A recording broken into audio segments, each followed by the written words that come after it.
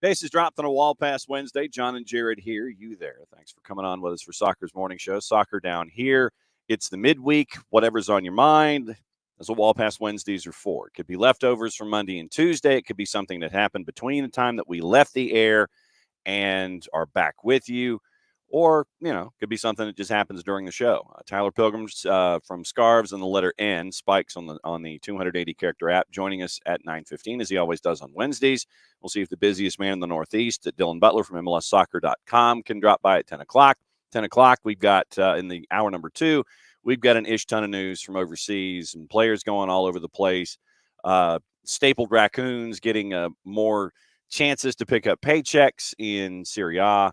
So it is all over the place. Morning, Alex. And so, apparently, Jarrett, folks are already watching TST for what's going on this morning. Well, yeah. Look, when you have trained an entire group of people to be able to watch. Sorry, Jason. We're also discussing this in the chat as it's happening. First of all, for any of you listening that have been doing this for a long time, hi Alex, who are veterans of this war and the Soccer Down Here war and the Atlanta United 2 war. Oh yeah, the soccer tournament is a really good litmus test to see how unhinged you really are, because there are a lot of names that you will recognize, even if you don't remember what exactly they did. You will see the name Sean Nicklaw and go, I know that name. And you will be distressed by it immediately. And you will have to work your way through why you know that name. Amir Bashti. Yep. There's another one that you're going to go, I know that name. He was drafted. I remember seeing him. Why is that still in my brain? Why is that the piece of information I remembered, but I don't remember, my grocery list? Yeah, you can't remember your grocery list. You don't remember what 7th grade Algebra 1 was. Dane Breckenshea. Yeah. Tony Meola is coaching Pat McAfee. I want someone to 2-foot Pat McAfee and stand over and call him a little white bitch. Yeah, there you go. That would make my day. You would probably be in the majority opinion, yes. I don't care if I'm in the minority. I don't care if I'm the only one who wants it. I don't give a damn. Someone do it. You'll pay the individual and you'll buy their TST jersey. Probably.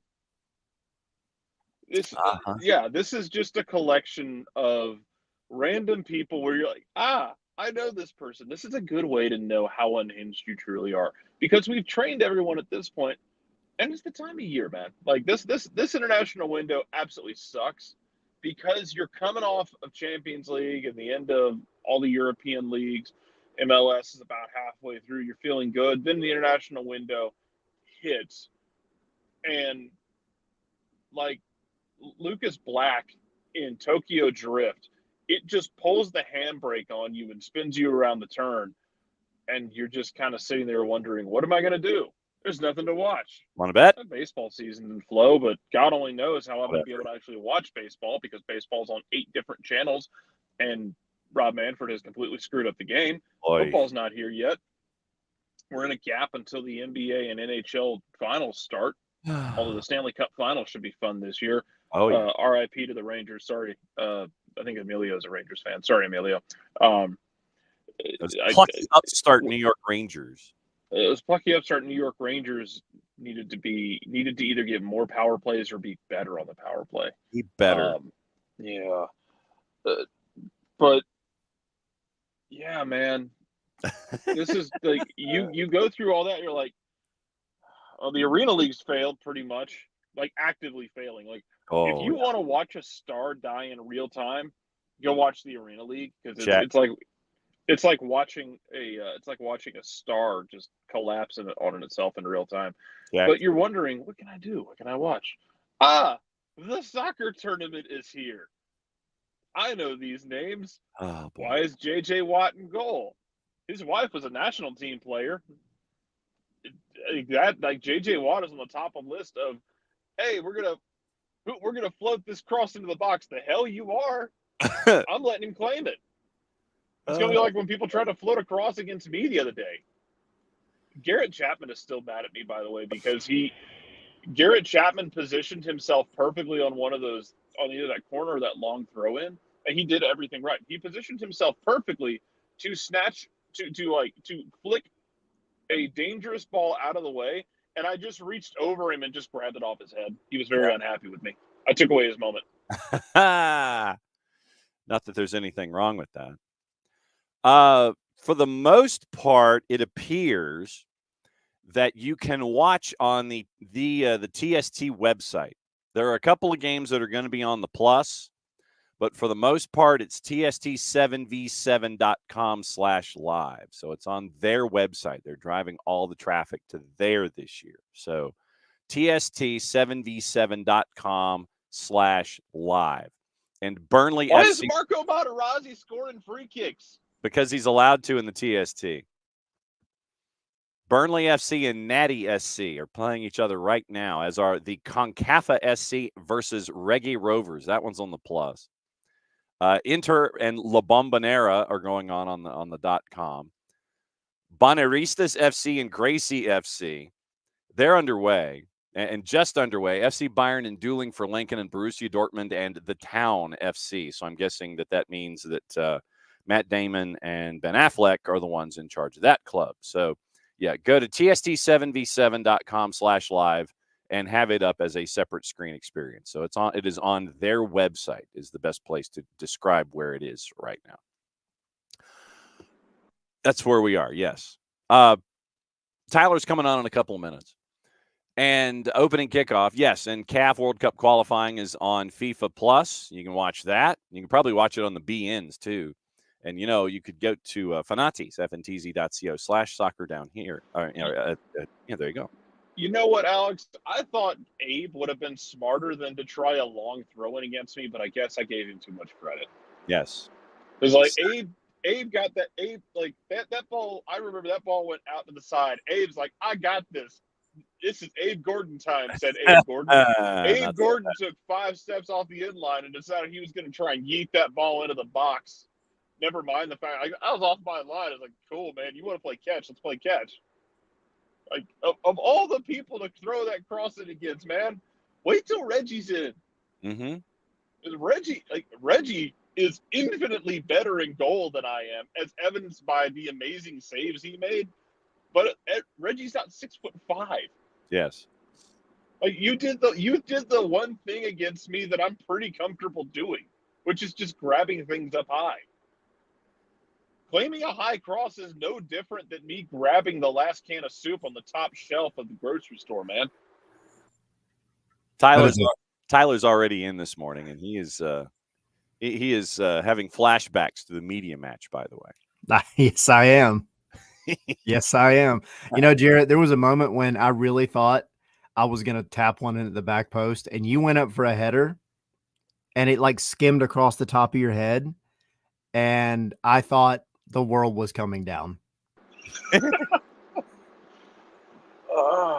But I was there. I was there. It do be like that sometimes. It's kind of like it's the same thing of when I try to overhead kick. When I hit the ground, it's basically recreating the third act of the movie Moonfall. So yeah. Has your leg stopped bleeding yet? Oh, yes. Wow. But again, once again, I think it was like Monday morning. I was working in my home office, and my daughter came in and was like, "You have to wear pants from now on when you play sports." Thanks, kid. Cool. Oh, well, the genius of the bunch is definitely looking out for all of us. Yes, they did, Abby. They actually did survive. Yes. The cleats made it. And it's amazing the what happened. cleats weren't the problem. It was the rest of me. Yeah, the actual physical presence of Jared Smith was what went wrong in the media match. Anyway. Opening kickoff, Brought to us by our friends at Kickoff Coffee and kickoffcoffeeco.com. There's your QR code blocking all of our heads this time. For those of you who are watching, however you're watching us, whether it's live on the 280-character app on Twitch or on the YouTubes, go to Kickoff Coffee and kickoffcoffeeco.com. Don't forget to use the code SoccerDownHere15 to get 15% off your purchase. They in turn take 10%, reinvest it into the things that they think are cool. Part of the youth initiatives, youth programs, that kind of a thing. Just ask our friend Melissa Ortiz, who was at Allianz last night watching Lily Johannes score at the age of 16 for the national team. But Kickoff Coffee and kickoffcoffeeco.com. Use the code SoccerDownHere15, and you can go from there. All right, guys. Opening kickoff this morning, we go to Hungary. And you're going, what in the blue hell is John talking about? No, we know exactly what it is. Go ahead, tee this up, baby. Yep. We know how leagues are sometimes where, you come to the last day of a competition, the last day of the ladder, and some folks got to win, and it's got to be like really wide margins to either survive or thrive or stay afloat or improve their lot in the standings. For this story, we go to the Hungarian youth leagues. And Tyler's going, what in the hell? The Hungarian U14 League, and this is from our friends at the other four-letter paper, saw a final day to top all others as the Karagiazi SE beat bottom of the table Palmanostora SE 43-1. Jesus. In the last game of the season to overturn the 42-goal difference advantage that league leaders Miklosi GYFE boasted heading into the season's climax. In the last match of the campaign, Miklosi thought they'd done what they needed to do in order to win the league as they beat mid-table Nylarinchi LSC 1-0 in a low-scoring encounter. Copy continues. However, an even stranger result was to happen as Karagiazi SE scored 43 times on the final day of the season to take the title by 1 goal to finish the campaign on 43 points and a plus 132 goal difference compared to their rivals' 131 goal difference. According to the league's fixture list, all games kicked off at 10 a.m. on the same day. Now the Hungarian FA is reported to be opening an investigation after the league's authorities reacted to allegations of match fixing and other malpractices. Match fixing in Hungarian U14s. While the investigation is set to start, Karagiazi currently still hold the league title. The defeated Palmanostora SE lost their 15th and final game of the 16-match season, having won the other game, but had conceded 155 in their 15 outings prior, equating them to seeing over 10 goals a game fly into the match. So Hungarians' youth leagues are now under investigation for match fixing and other malpractices. Match Somebody fixing got paid. U14s. Somebody got paid. Uh-huh. There's a bag of money floating around somewhere on a soccer pitch in Hungary. But it's going to have to be a big bag because I don't quite think that the exchange rate is what you think it is these days. But yes, Hungarian U14s under investigation for match fixing, overturning plus 43 goal differences. Is there a way to watch the replay of this match? I don't know. It probably is, by the way. Because I just want to see, 11 other guys stand there while the other 11 guys just walk the ball into the goal 43 times. Well, it was like the one goal that came across on the social medias where dude's at the top of the 18 and you see the defender at the top of the screen, and the second that the guy's inside the arc and heading inside the 18, the defender just basically stops, drops, and rolls. And he's a good 8 feet away from all the action. Literally, it's like he was wacky on the junk or something, and literally just kind of spills himself, and the guy eventually does score. But yeah, literally it's like, oh, it's inside the 18. I think I will fall and roll and be nowhere close. I'm doing something, guys. Just throw yourself. Yes. Looks like the media game the other day. Yes. So Hungarian U14s and the media match, they are drawing comparisons, strangely enough. I know that shocks everybody. But yeah, when you see something like that, the Hungarian U14 is under investigation for match fixing. You're like, okay, we got to talk about that. But welcome to Wall Pass Wednesday. So that's Wall Pass Wednesday, and that's opening kickoff. Brought to us by our friends at Kickoff Coffee and kickoffcoffeeco.com. Don't forget to use the code SoccerDownHere15. You get 15% off your purchase day and take 10% reinvested into youth games. Cool stuff from our friends at Kickoff Coffee and kickoffcoffeeco.com. So, Tyler, how have your last 3 days been? Nothing big has happened. Yeah, not at all. Nothing. No, we've been busy. We've been busy with the, the articles on the website and we did our normal weekly like post-match kind of player ratings and all turned into let's talk about the news that just dropped. So yeah, exactly. We had that, and then of course, we'll have our normal show, but like it's just been busy. It's been busy, and I never like to see somebody lose their job, whether it was warranted or not. Yeah. But that's where we're at. Yeah. And I think that one of the things that is lost on folks, I think at least in the initial elements, I think that's lost on some folks is that there are other individuals attached. There are families attached, and you're trying to. There's all of the other elements that are attached here in the 3D element of folks losing their jobs, and I think that gets in the day-to-day. I think it gets lost in the sauce a little bit, where you just see that one individual go, and it doesn't initially register that there are others involved and there are families involved and there are other elements that are attached to all of this. And it's not a fun day, and it's not a good day. Yeah.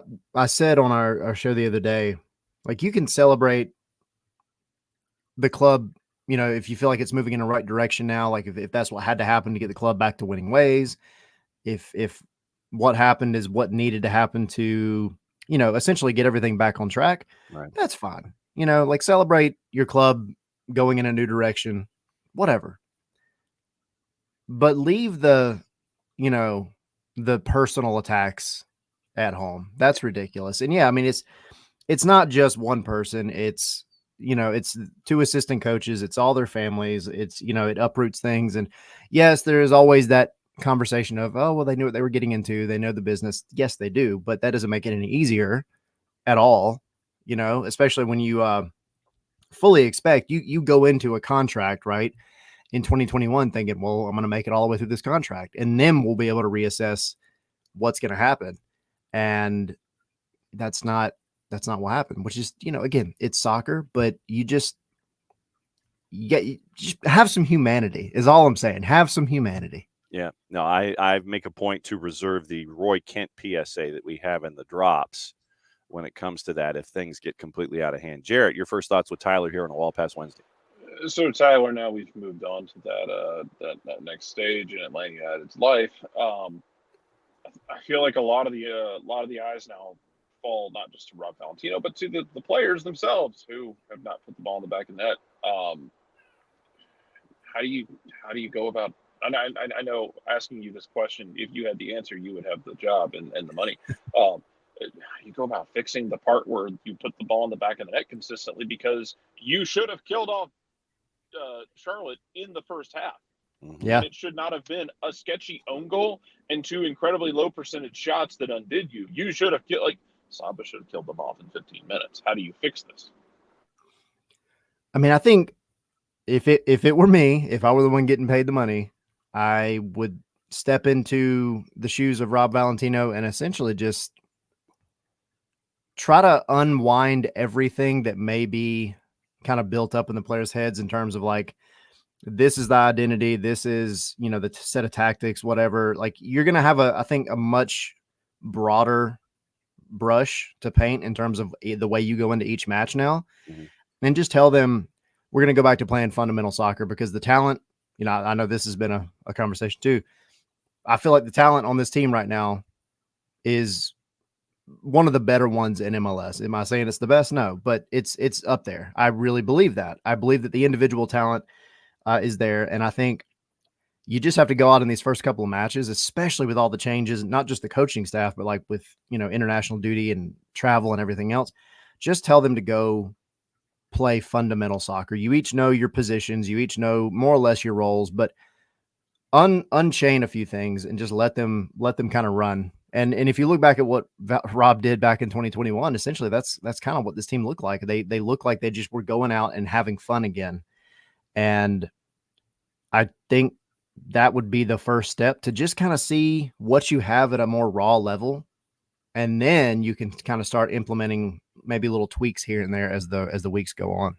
But with Rob, it is a different challenge this time around. And the schedule is different than it was the last time that he was the interim, because you are dealing with schedule compression, and you're also dealing with international windows on multiple fronts. And so Rob is going to have to take all of these different chainsaws that are attached to this season in Major League Soccer, and he's going to have to juggle all of them differently, because folks will be gone for the Olympics. Folks will be gone for Copa. Folks will be gone during the international window for friendlies and getting prepared for things. And so Jarrett and I were talking about it yesterday. It's going to have to be an integration, and don't be surprised if he and the staff that he's going to have, I imagine Matt Lowry and Ricky Davey might be a part of it, and with Steve Cook and Jose Silva, and integrating, okay, so Atlanta United 2, these folks I'm going to need here. Who do we see in all of these windows? Because the 2s don't play until the 26th, and so you can have more of them available than you normally would.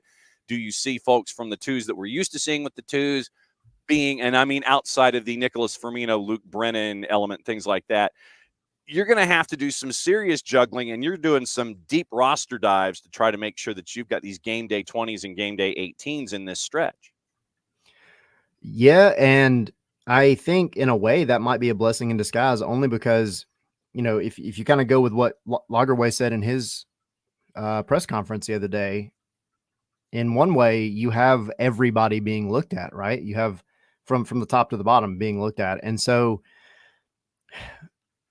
that can backfire, I think, in a way. But I think from a talent perspective, if your head coach was just fired, his 2 assistant coaches were just fired, then you have the president of the club coming out saying everybody's kind of on watch, we're coming up to a transfer window, then maybe that gets a little extra out of some guys. And we talked with Abe from 92.9 the other day about this. Like, I don't think it's that the guys aren't trying. I actually vehemently disagree with that. I don't think it's that they're not trying, but I do think there are maybe some habits and some things that just don't agree with their play style that have crept in. And now they need to kind of wise up to that and work through it. And so if you're told that maybe there's a little more pressure on you to perform, you get a little extra out of them. But then on the other side of the coin, you have some of these guys with the 2s. I mean, it could be an emergency call up. It could be the Ashton Gordons of the world or whoever, who they feel like they have something to prove every day because they're trying to make it to that next level. And now this is a golden opportunity for them to step in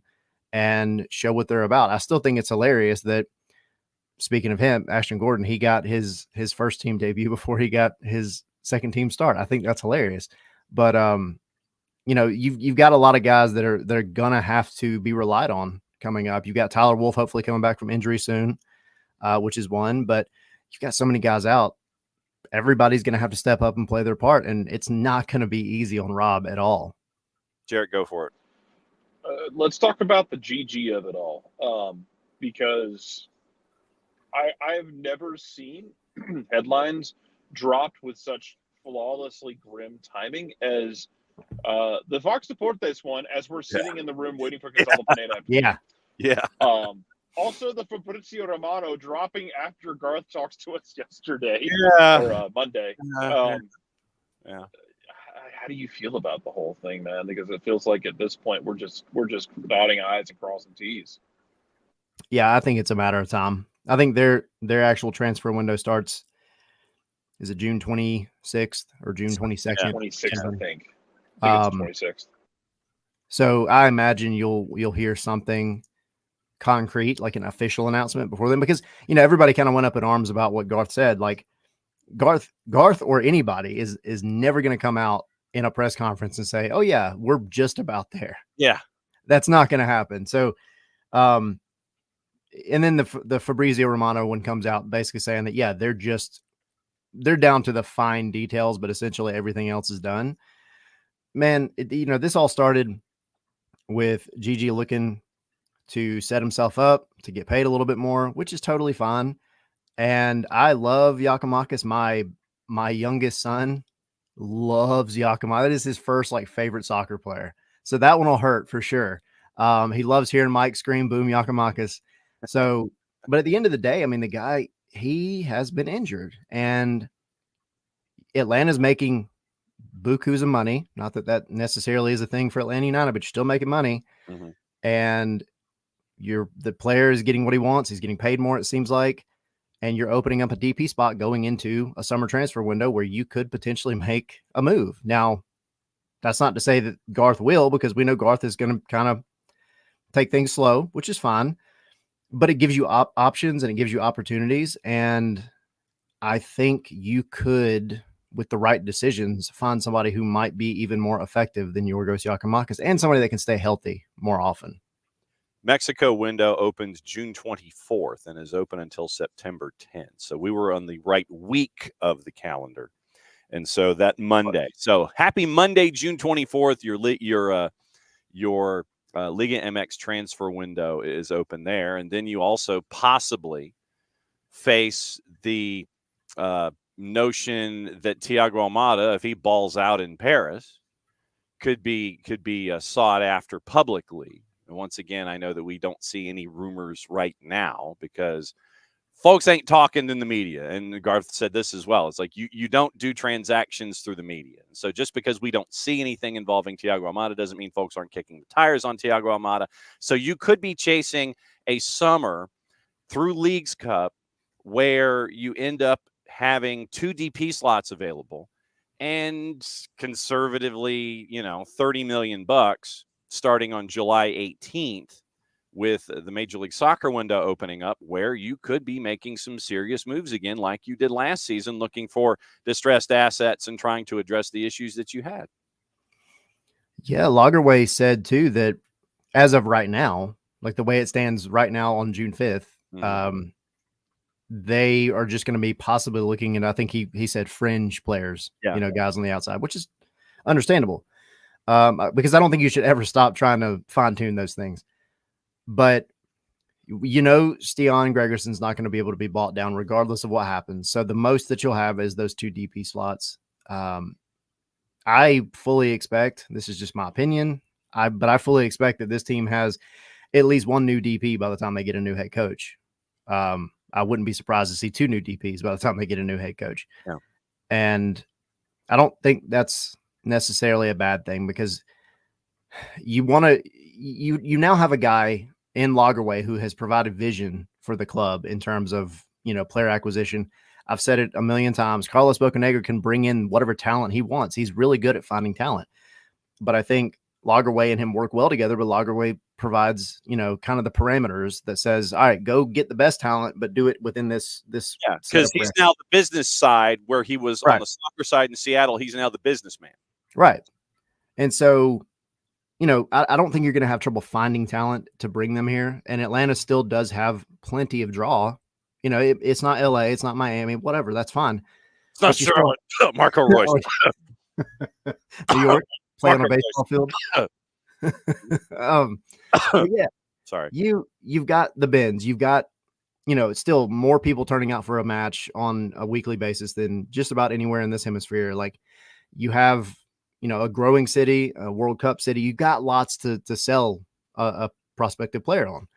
So I do think as long as the coach that they get, whether it's Rob staying or not, the coach that they bring in fits the style of whatever DP or DPs that they try to bring in, if they do in the summer, that's what you care about. Whether it happens in the summer with the coach or the winter or in the middle of the season, I don't care.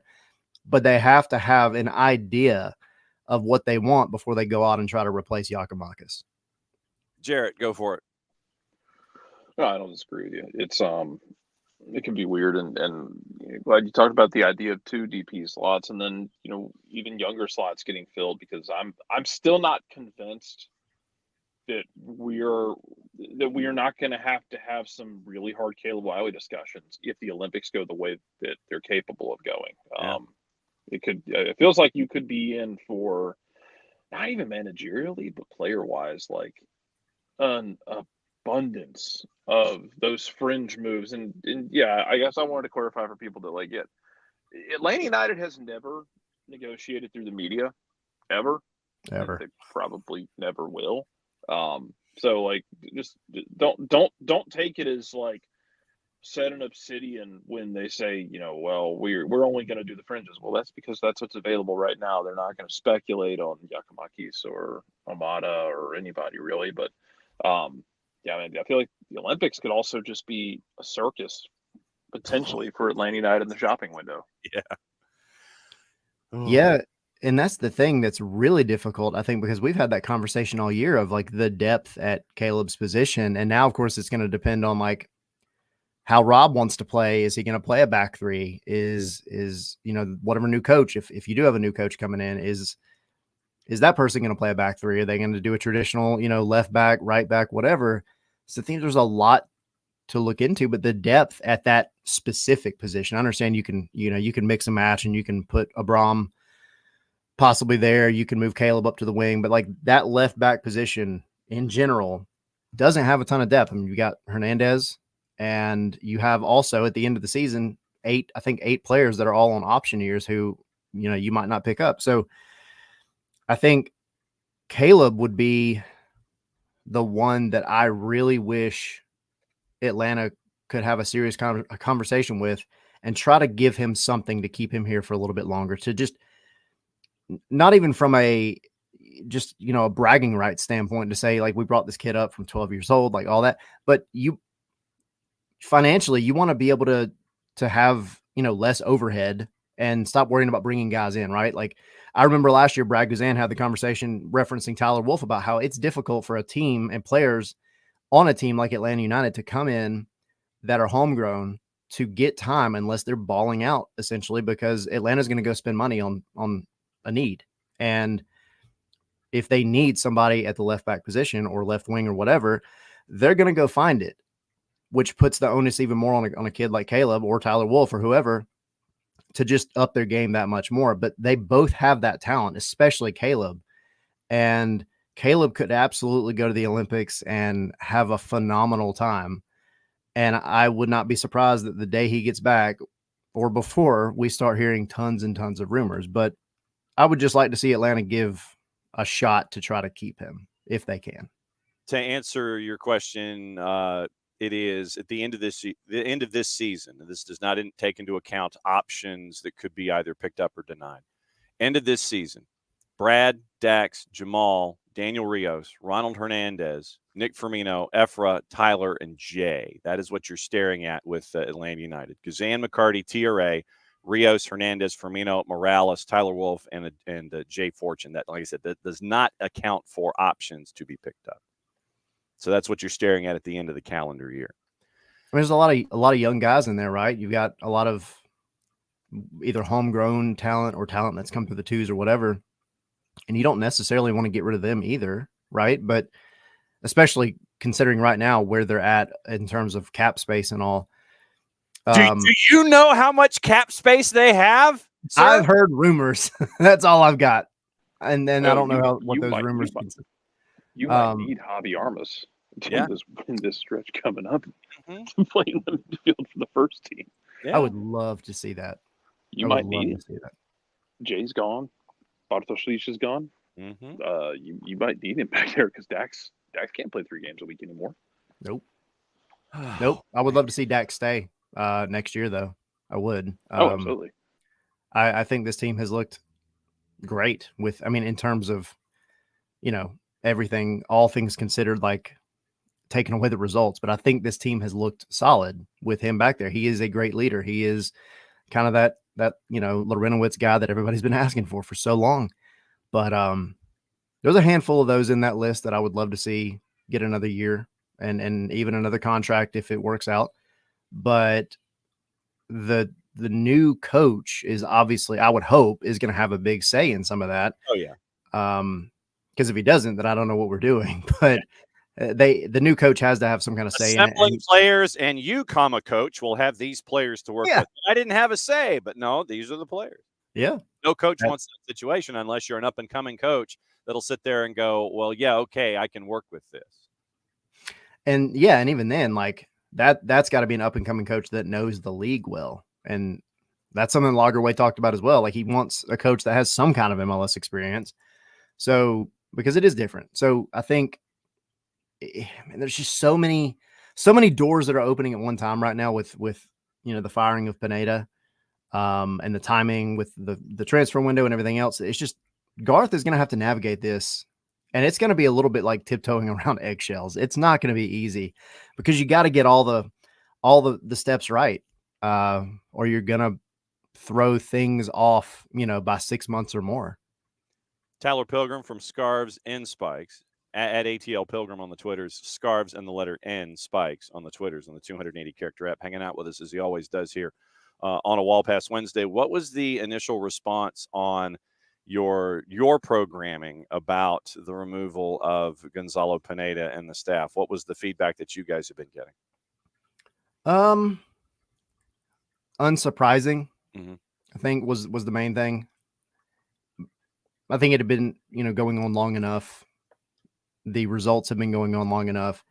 I said it that it doesn't matter what business or sports business or sport that you're in, results like that, while also saying, we want to be top four and putting out these lofty expectations, like those can't go hand in hand. So it did feel like it was a matter of time. I think the timing, this is about the best that you could have done for sure going into this international break. But I think overall it was just unsurprising. And of course there's been the little bit of, hey, let's pump the brakes a little bit on like celebrating the guy losing his job, celebrate the other stuff moving forward. But, I think the overall thing has just been like, it was a matter of time. So it was unsurprising. And, when you look at things in the Eastern Conference, we know the Eastern Conference, to paraphrase Nick Khalifi, it's a knife fight in a phone booth. That's just how it's going to be, and it is. Yeah. I mean, right now, Atlanta, had they won the match, and that position still has not changed, that they are a win out of the playoffs. Literally, there are three groups right now in the Eastern Conference. You've got Messi and friends and Cincinnati. They're like Group 1, and then you have Group 2 that has some gaps. I think it's like 5 or 6 points from like 3 to 7, and then 8 through almost everybody, short of New England, is within 5 or 6 points when it comes to getting into the playoffs and being in that playoff discussion. So, yep. You have a good week, you rocket up the standings, but that's just how it's going to be in the Eastern Conference. And it is going to take a manager, regardless of what team we're talking about here, 1 through, I will leave New England out of the discussion, 1 through Chicago, to navigate your first and your second teams, to understand who you've got, who you don't have.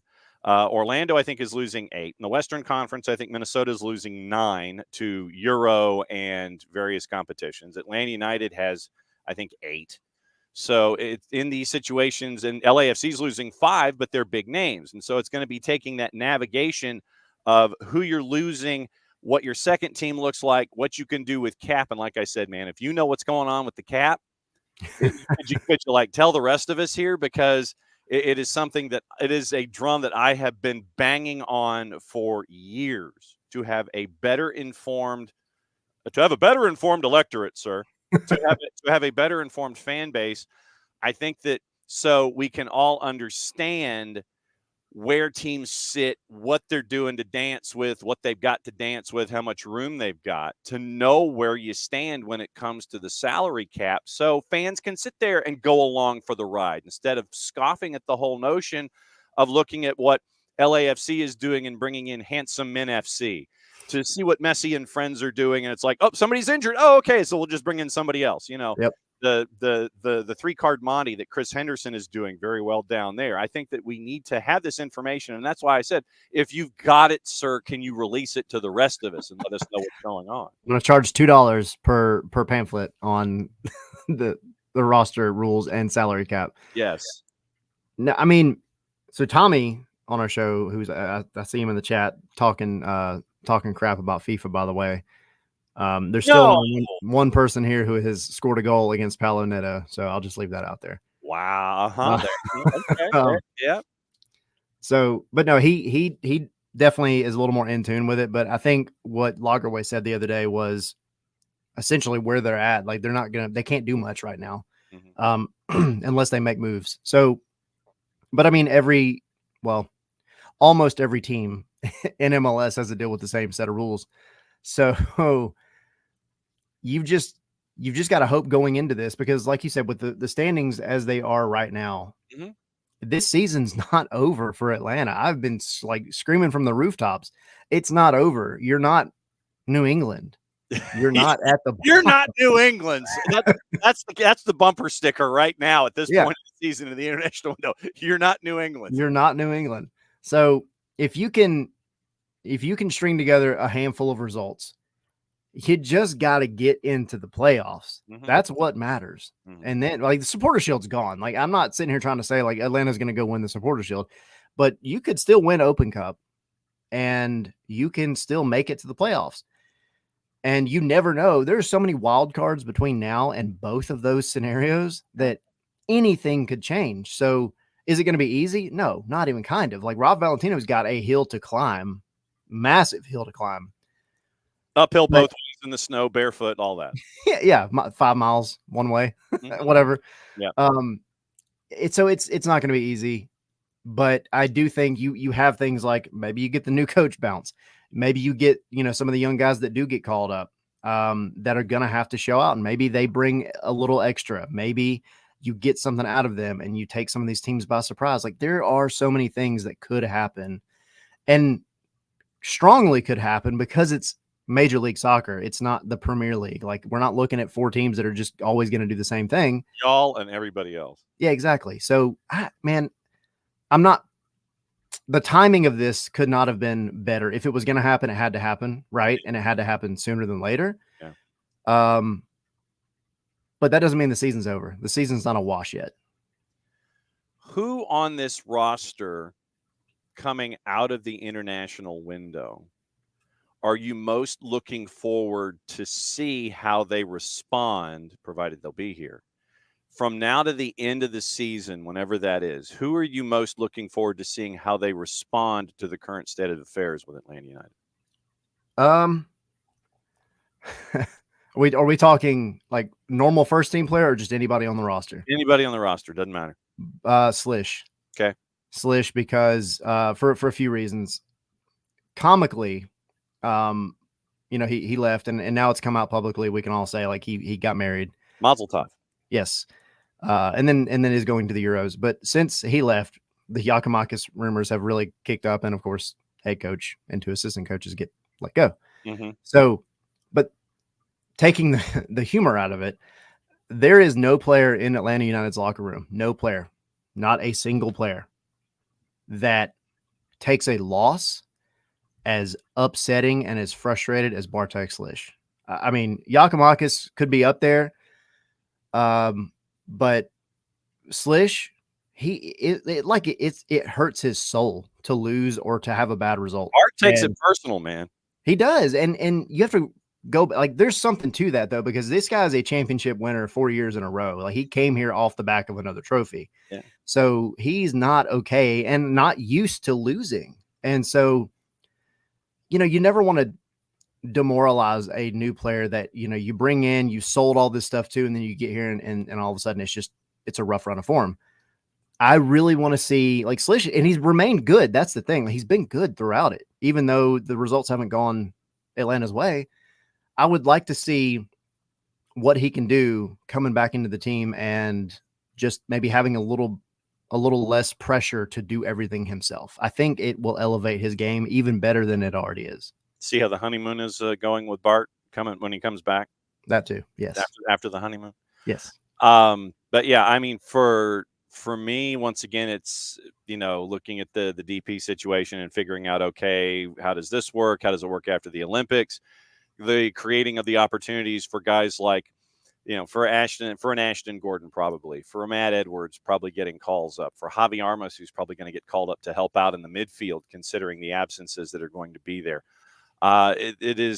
You have opportunities here for individuals that there are those of us who are the second team sickos, I guess we could use that hashtag on a Wednesday, Yes. where we've seen all of this work, and we see how we've seen Luke Brennan before Luke Brennan was Luke Brennan. We saw Noah Cobb when he was 15 years old going up against Cameron Lancaster, who was twice his age at the time, and not flinching in those kinds of situations. And you see what Noah Cobb has now. To see Efren Morales grow into his 6'9" frame and be the center back that he is, not taking any fear from anybody. Seeing the development from the academy pushing forward and now presenting itself as first team opportunities. For me, that's the element in this that I'm looking forward to, in addition to how the players respond to Rob. Yeah, and I think Rob is definitely a huge factor in that, because I've seen some comments from folks that are just kind of like concerned, because I think one thing that most people universally agreed on, which is rare with Gonzalo Pineda, was how much he integrated the young players. He definitely prided himself on that, and you have to. I think that's great. Now, Rob will do the same thing, because Rob has been kind of through the pipeline as well. But then if Rob doesn't stay on as the head coach, like who they bring on, you got to hope that person continues kind of that not tradition, but like that need, that necessity. And I don't think Garth is going to let that slip through the cracks, because he publicly came out recently, talking about how they want essentially the same play style to be played from the academy all the way up to the first team. And so they're going to have somebody that is brought in that's going to fit that mold. But Rob is going to keep allowing the younger guys to play, the Noahs, the Efrains, the Jay Fortunes, the Firminos, like all those guys, and probably even more. They're going to get time. And I think they're going to have a little bit more confidence as well. Well, and you look at Open Cup just as an idea here. And I know that it wasn't necessarily a focus, but you are 3 wins away from getting into the Triple C, the CONCACAF Hemispheric Extravaganza. Yeah. You are 3 wins away from getting into that tournament. You've got Indy 11 coming to the Fraction in early July. Then you would get the winner of Sporting and FC Dallas. Sporting and FC Dallas ain't doing well in the Western Conference either. Nope. So that presents itself as another opportunity. You got to do that one. You've got to do that one under circumstances away from Atlanta, but nevertheless. And then you would get the winner of Sacramento, Seattle, LAFC, and New Mexico United. How much investment does LAFC put into their matchup against New Mexico, considering the losses that they're going to have with the Euros and such? Sacramento, I think, is the favorite to me to beat Seattle in that other matchup. And so it could be, once again, chasing after, the possibility of LAFC, New Mexico United, Sacramento, and Seattle coming out of the West. And so I think that the Triple C is winnable if the resources are there, meaning player absences and such and continuity, where you could end up getting another trophy in addition to trying to work your way back into the playoffs in the Eastern Conference. Yeah, and for anybody that, because I can see it now, I can see the Twitter chat now. If Atlanta does win this year, especially if LAFC doesn't make it to the final, and Atlanta does, I know there's going to be, there's a huge asterisk next to this win. Then don't lose. I don't care. Silverware is silverware. I don't care. So it would be really, really funny though if they won Open Cup this year. It'd be funny if they won the CONCACAF Champions Cup next year too. Yeah, be crazy. Yes, but Club World Cup. Here we come. Hey, here we come, baby. But no, I mean, for them to go through everything that they've gone through and only play one MLS team, if somehow LAFC gets knocked out of it, that would be it would be cosmic humor. I would love Blame the frozen envelopes at U.S. Soccer, man. Man. That's how it be. I will be the biggest New Mexico fan coming up soon, though. So you got to get your Meow Wolf jersey. Yeah, I'm going full colors and everything. So yeah, I mean, but just think about what that could do from a confidence standpoint, right? Like you go out and you make a run, whether you win it or not. That's a big confidence boost. But again, you've got a lot of soccer left to play. You got a lot of soccer left to go through, and no, it's not going to be easy, but the season's not a full wash yet. on one axis or another. I don't believe that it is. What is going on with scarves and spikes as you catch your breath and do multiple shows in a week? We're actually gonna have Jason on tonight with us. There you go. Jason will hop on and chat and talk about all the goings on of the week. Mm-hmm. And we're on a campaign to, let me check real quick while You're on we're a here. campaign. We're on a campaign to get to 1,000 YouTube subscribers, and we're close. Okay. We're close. Well, We're at 970. All right. Well, hang on. So 30 more. Scarves. If I could spell scarves, scazwords. Oh, yeah. It's me and fat fingers. Scarves and spikes. So all right. So let me see if I thought that I had. Yeah, I have subscribed. So you got 970, dude. 970. We're 30 away. Okay. So 30 away from scarves in spikes. And they've got the full screen of Jason, the photo with Jason wearing the hat and the sunglasses in front of Adams Stadium in beautiful, bustling Northeast Atlanta. the file photo of Jason. So scheduled for 5/6/24 at 1900 hours. So Jason talking Pineda, Gigi, and anything else on his mind. So. Yeah, you didn't think I know we never hoped that these weeks are this busy, but that was why I wanted to ask about what the response has been on your show and your programming leading into your normal programming that is Wednesday nights on Scarves and Spikes. We did the spaces as well, and that's where people get to come in, obviously, and then they can give their 2 cents, whatever they may be. Anonymously or not. Yeah. There was nobody that came in that just felt like this was out of left field. Mm-hmm. I think everybody kind of felt it coming over the past few weeks, few days, especially. That's how it is. That's sports, that's soccer, that's this industry. But I gotta say, I wish Pineda all the best. I wish Eugenio and Diego all the best, their families all the best. But now we move. Now we move forward and see what happens. Yep. What's in the mug this morning, and what is the mug this morning? Ooh, so well, this is the same. This is the Scarves and Spikes mug. Got it. Yeah. So you can blatant promo. On the website. Yes, blatant promo. I got cappuccino this morning. Wow. And it is tasty. Wow. French vanilla cappuccino. You're getting all big leaguey on us. I know.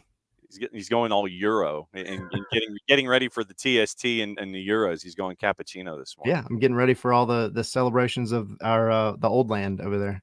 Yeah, let's see. For me, that would be Norway. I don't know if they qualified for the tournament or not, but we'll figure it out.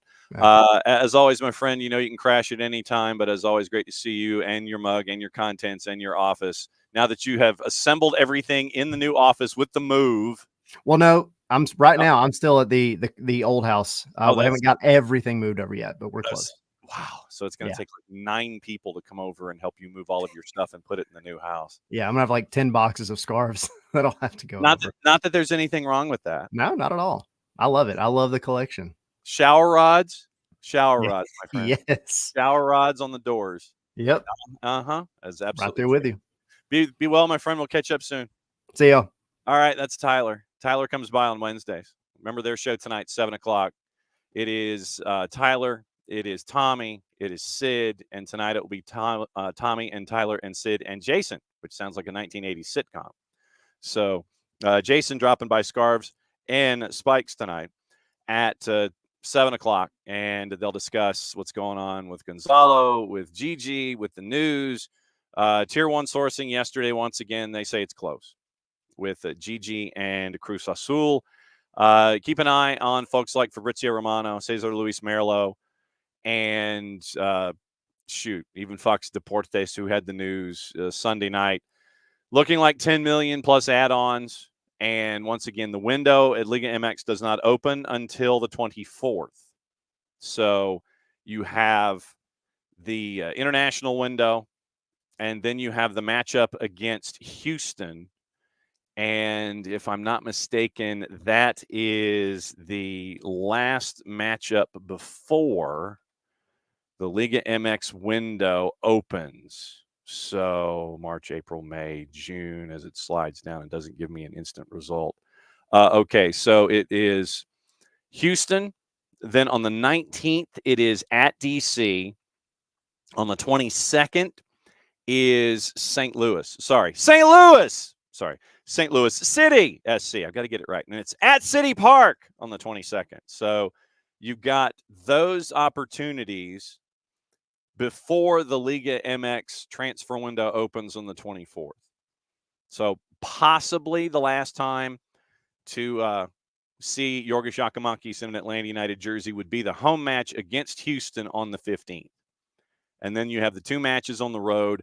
Remember, schedule compression is really ish for both June and July with international windows, Olympic window, Leagues Cup.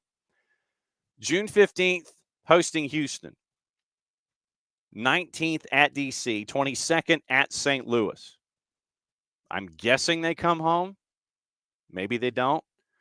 So it's 3 matches in 7 days. Then you get a chance to catch your breath. The 29th of June, Atlanta hosting Toronto FC. July 3rd, they travel to Gillette. Then they go to Salt Lake. I don't think they come home for that. That's just me, and I think that that's a charter trip.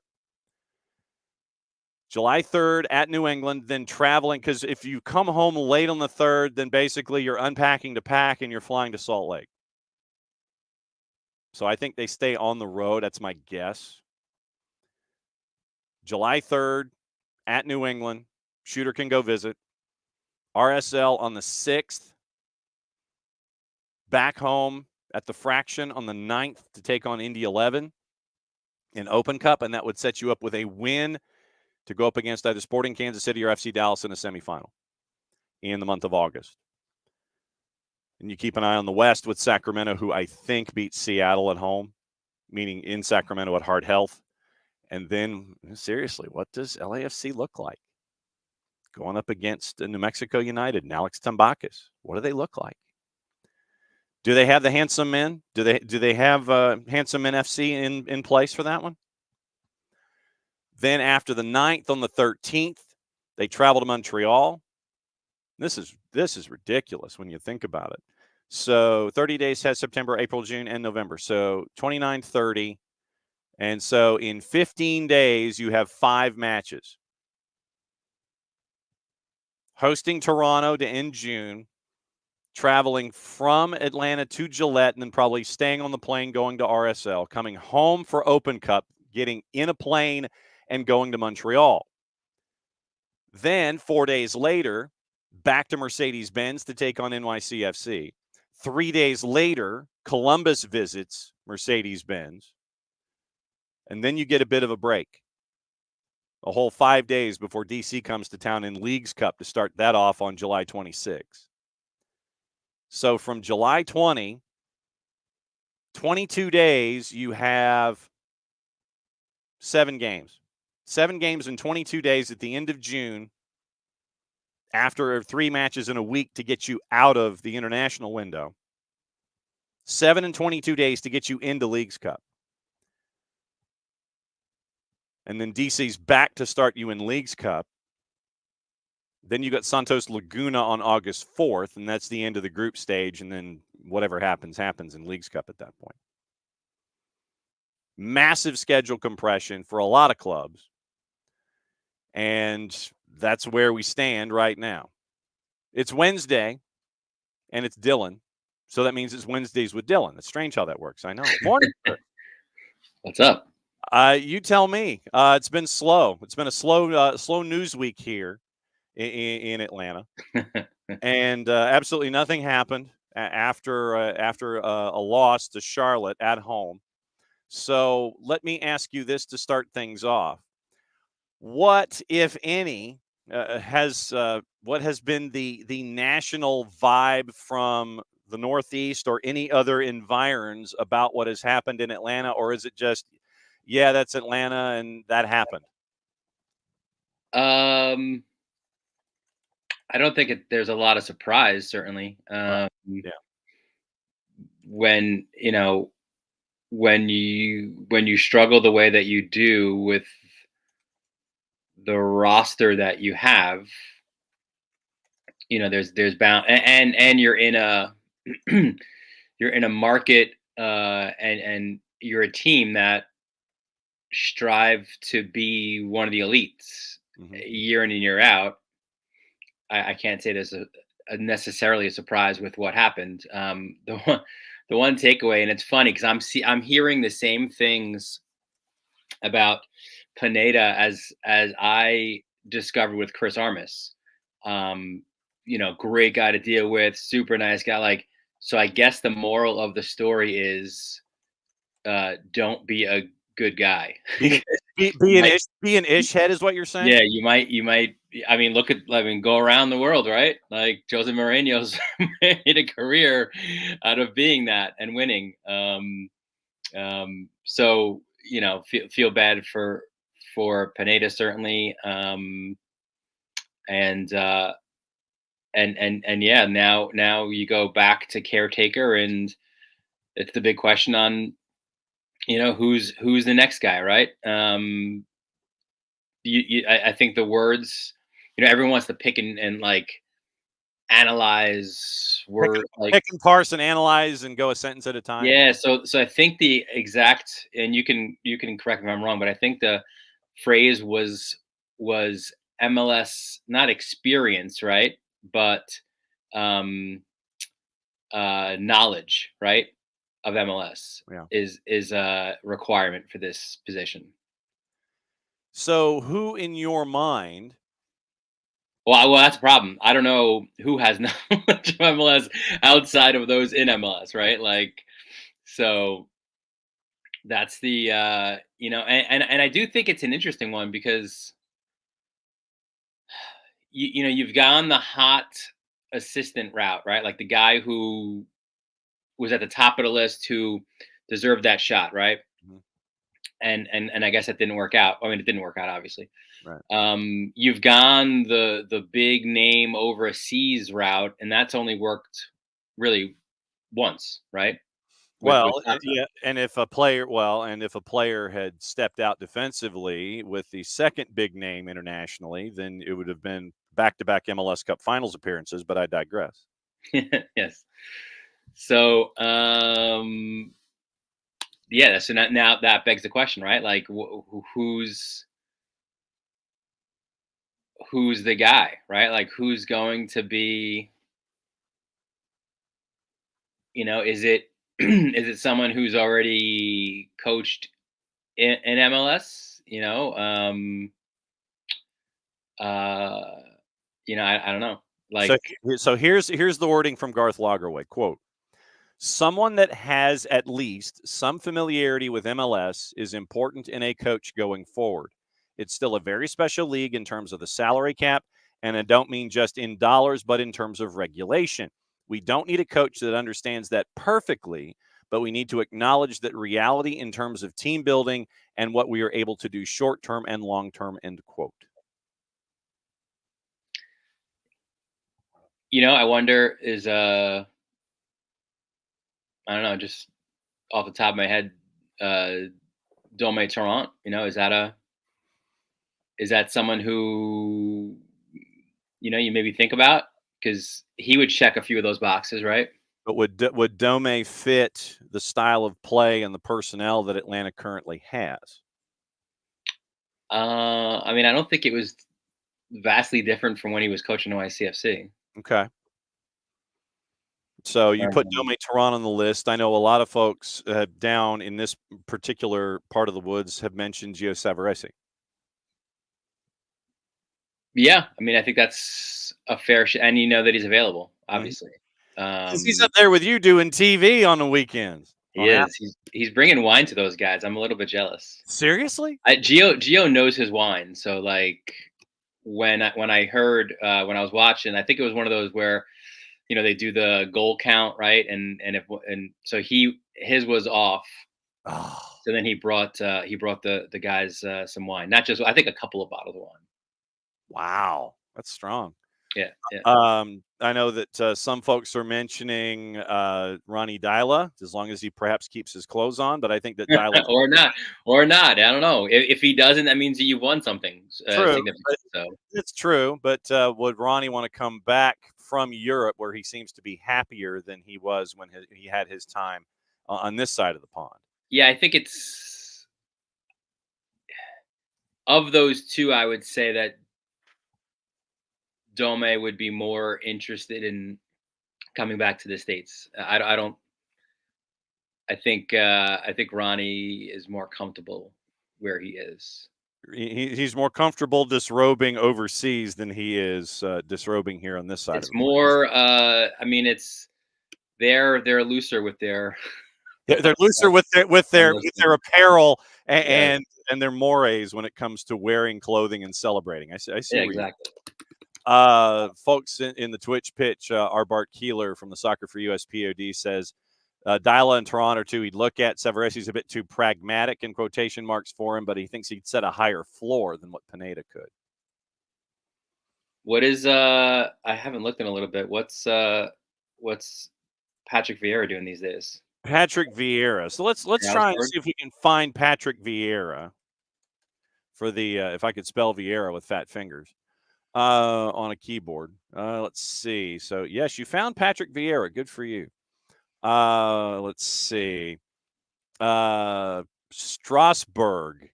Well, I mean, Strasbourg in Ligue 2, I believe, would be where he currently is.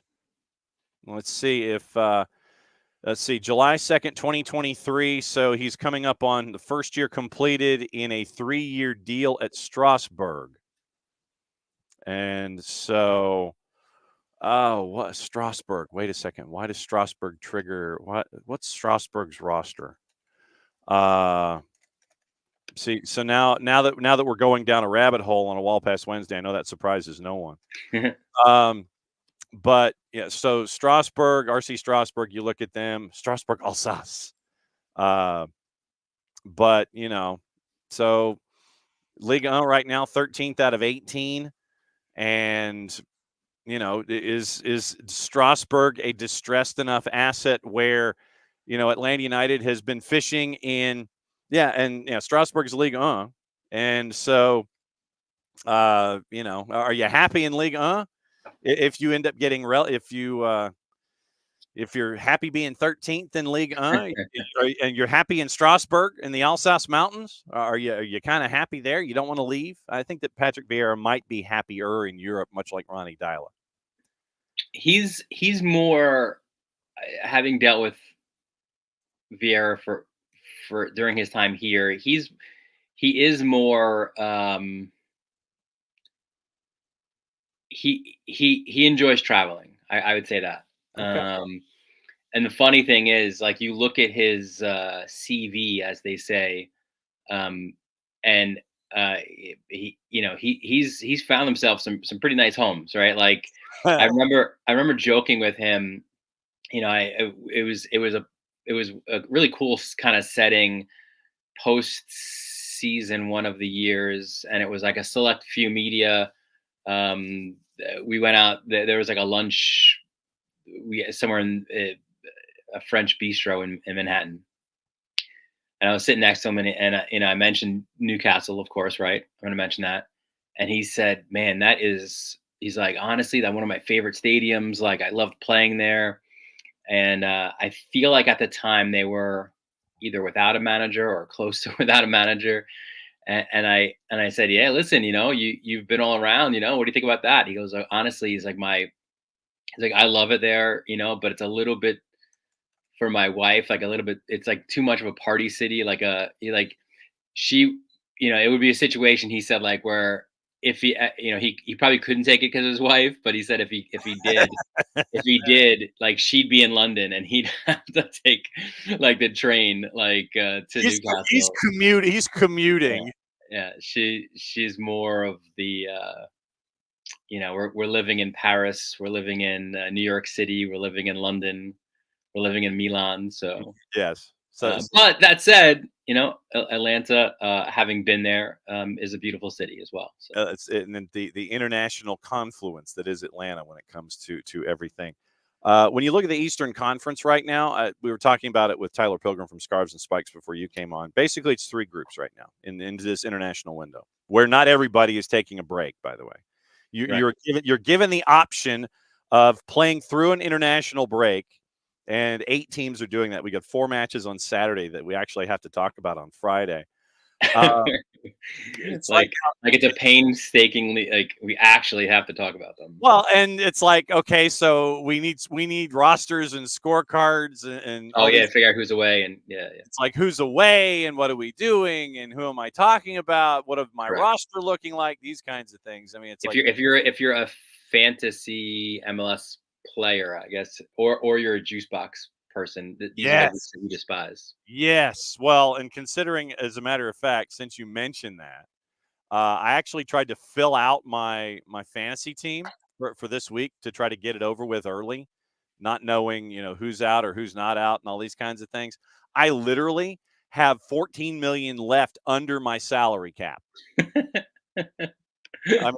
Literally, the value of my team is at 141, and I literally have 13.9 million left over because of who I had to choose in this particular matchup. So I really should be playing MLS fantasy, and I haven't. Like, I don't know. Like, I think it's, I don't know why. Maybe it's, I don't know, like the start of the season. Maybe I'm juggling so many different things. You're kind of busy, man. I know, but like, I think I would, like, not to sound egotistical, but I think I maybe would do well. I don't know. Well, you need to join our league. You just need to. Oh yeah. Because we do have a league. Is it League 1? Yeah, it is League 1. It is League 1, brother. It is the League 1 when it comes to this stuff. So, I mean, it's solid. Do the last place teams get relegated, or is that? Well, we do have an open league, and then we also have the Campeón de Campeones league, where you do have, I think, 2 or 3 teams get relegated each year. Oh, I love it. So there is a separate element of staying in and trying to stay in. Literally, I'm like Crystal Palace in that league. It's like I'm there, and I'm like 14th out of 18th. It's like 16, 17, and 18. They get relegated, and I'm like right there at the bottom every single year. Yeah, I got to do this next year. You do. Yeah, you do. So we talk about the 3 groups in the Eastern Conference. Obviously, right now it's Messi and Friends and Cincinnati. I still don't think Messi and Friends win it. But where we are right now, we've got those 2 in that first group. Then that second group that is 3 through 7. NYCFC, what the heck? So I'm going to hit the pause button right here. What has Nick Cushing found in this group? Again, I said it last week and they won again. So I'll say it again. They've just found consistency in playing together. What is great to see is that, they also have the return now of Maxi Morales, right? And back from an ACL injury that he suffered back in September. Great to see him back on the field. Just balled out in the later stages of that Friday night romping of San Jose. It was San Jose, man. Come on. No, for sure. But it was good to see him back in the field and right. Contributing, right? So that was the only point there. But yeah, I think they've granted, they've beaten San Jose and they've beaten New England. Hey, they're on the schedule. They are on the schedule, 100%. So, I think they're playing really well. Look, I said this before when the LA teams are both playing well, and we haven't had a lot of those, right? And the same is true with the New York area teams. Like, I think when they're both playing really well like this, it only feeds that rivalry, which makes it fun when those 2 teams play. So then Red Bulls, is it as simplistic as saying that Emil Forsberg can really make that much of a difference for Red Bulls? He can, and again, I still do think that they could, in the summer transfer window, if maybe they could find that a DP forward, right?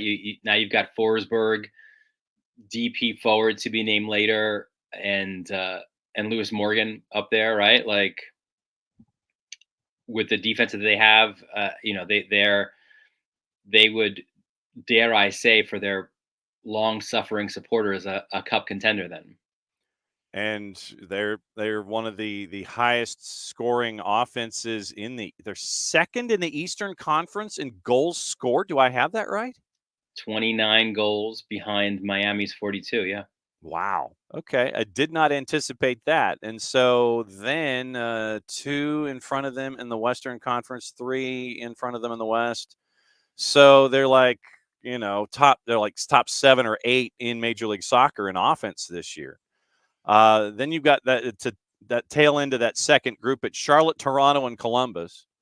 2 of these things are not like the other, and did not anticipate Dean Smith in year 1 being pragmatic. And when you've got Christian Colina, going all Gary Smith, right? Your boy. Yeah, exactly. I've got a Dean Smith. This Dean Smith is making 4 corners an offense resurrection in Charlotte. He's really playing to his ACC audience. This particular Dean Smith is. And they ain't scoring a lot, but when you've got Christian Colina, who's got 7 clean sheets, you don't need to. And Colina has probably been some fantasy wonder this season for anybody that's picked him up. John Herdman, I had not anticipated this. The rah-rah sis boom ba, John Herdman, got to work on a better haircut, kind of a thing, where it's like you fell asleep in the chair on one side and they just decided to continue giving him the haircut. Did not anticipate Toronto being in 6th right now at the halfway point of the season. No, I agree with you there. But now you've got buy-in from the Italians, it would appear, right? Because you got to have buy-in from the Italians. Although that's a very good one for the Godfather. Gotta remember that. But you got to keep Bernadeschi on the field, right? So he's almost like Sonny, right? A little bit, like a little hot-headed, like like he needs to be more like Michael along those lines, more pragmatic and level-headed, as level-headed as those in those movies can come. But, yes, and waiting for he'll fly off the reservation and start kicking someone in the in the nethers in the streets with the fire hose there. So he'll go out on Lakeshore and just on the Parkway and just to sit there. It's like I'm taking you from here to the Coliseum and back. Oh, what's the mug this morning and what's in it? Oh, Blessed coffee. Okay, Blessed, coffee. There we go. Columbus is doing what they're doing and did what they did while they were traipsing through the Triple C. All of the stuff that they did, literally, they are identical. 3-1-3 at home and away from the Death Star. And they are in 7th at 24 points. They've got 3 matches in hand with the folks, 2 or 3. And Messi and friends have already hit the halfway point of the season. But they've got matches in hand, and they can storm up the tower, too, now that CONCACAF is out of the way. Yeah, and I would suspect that they would.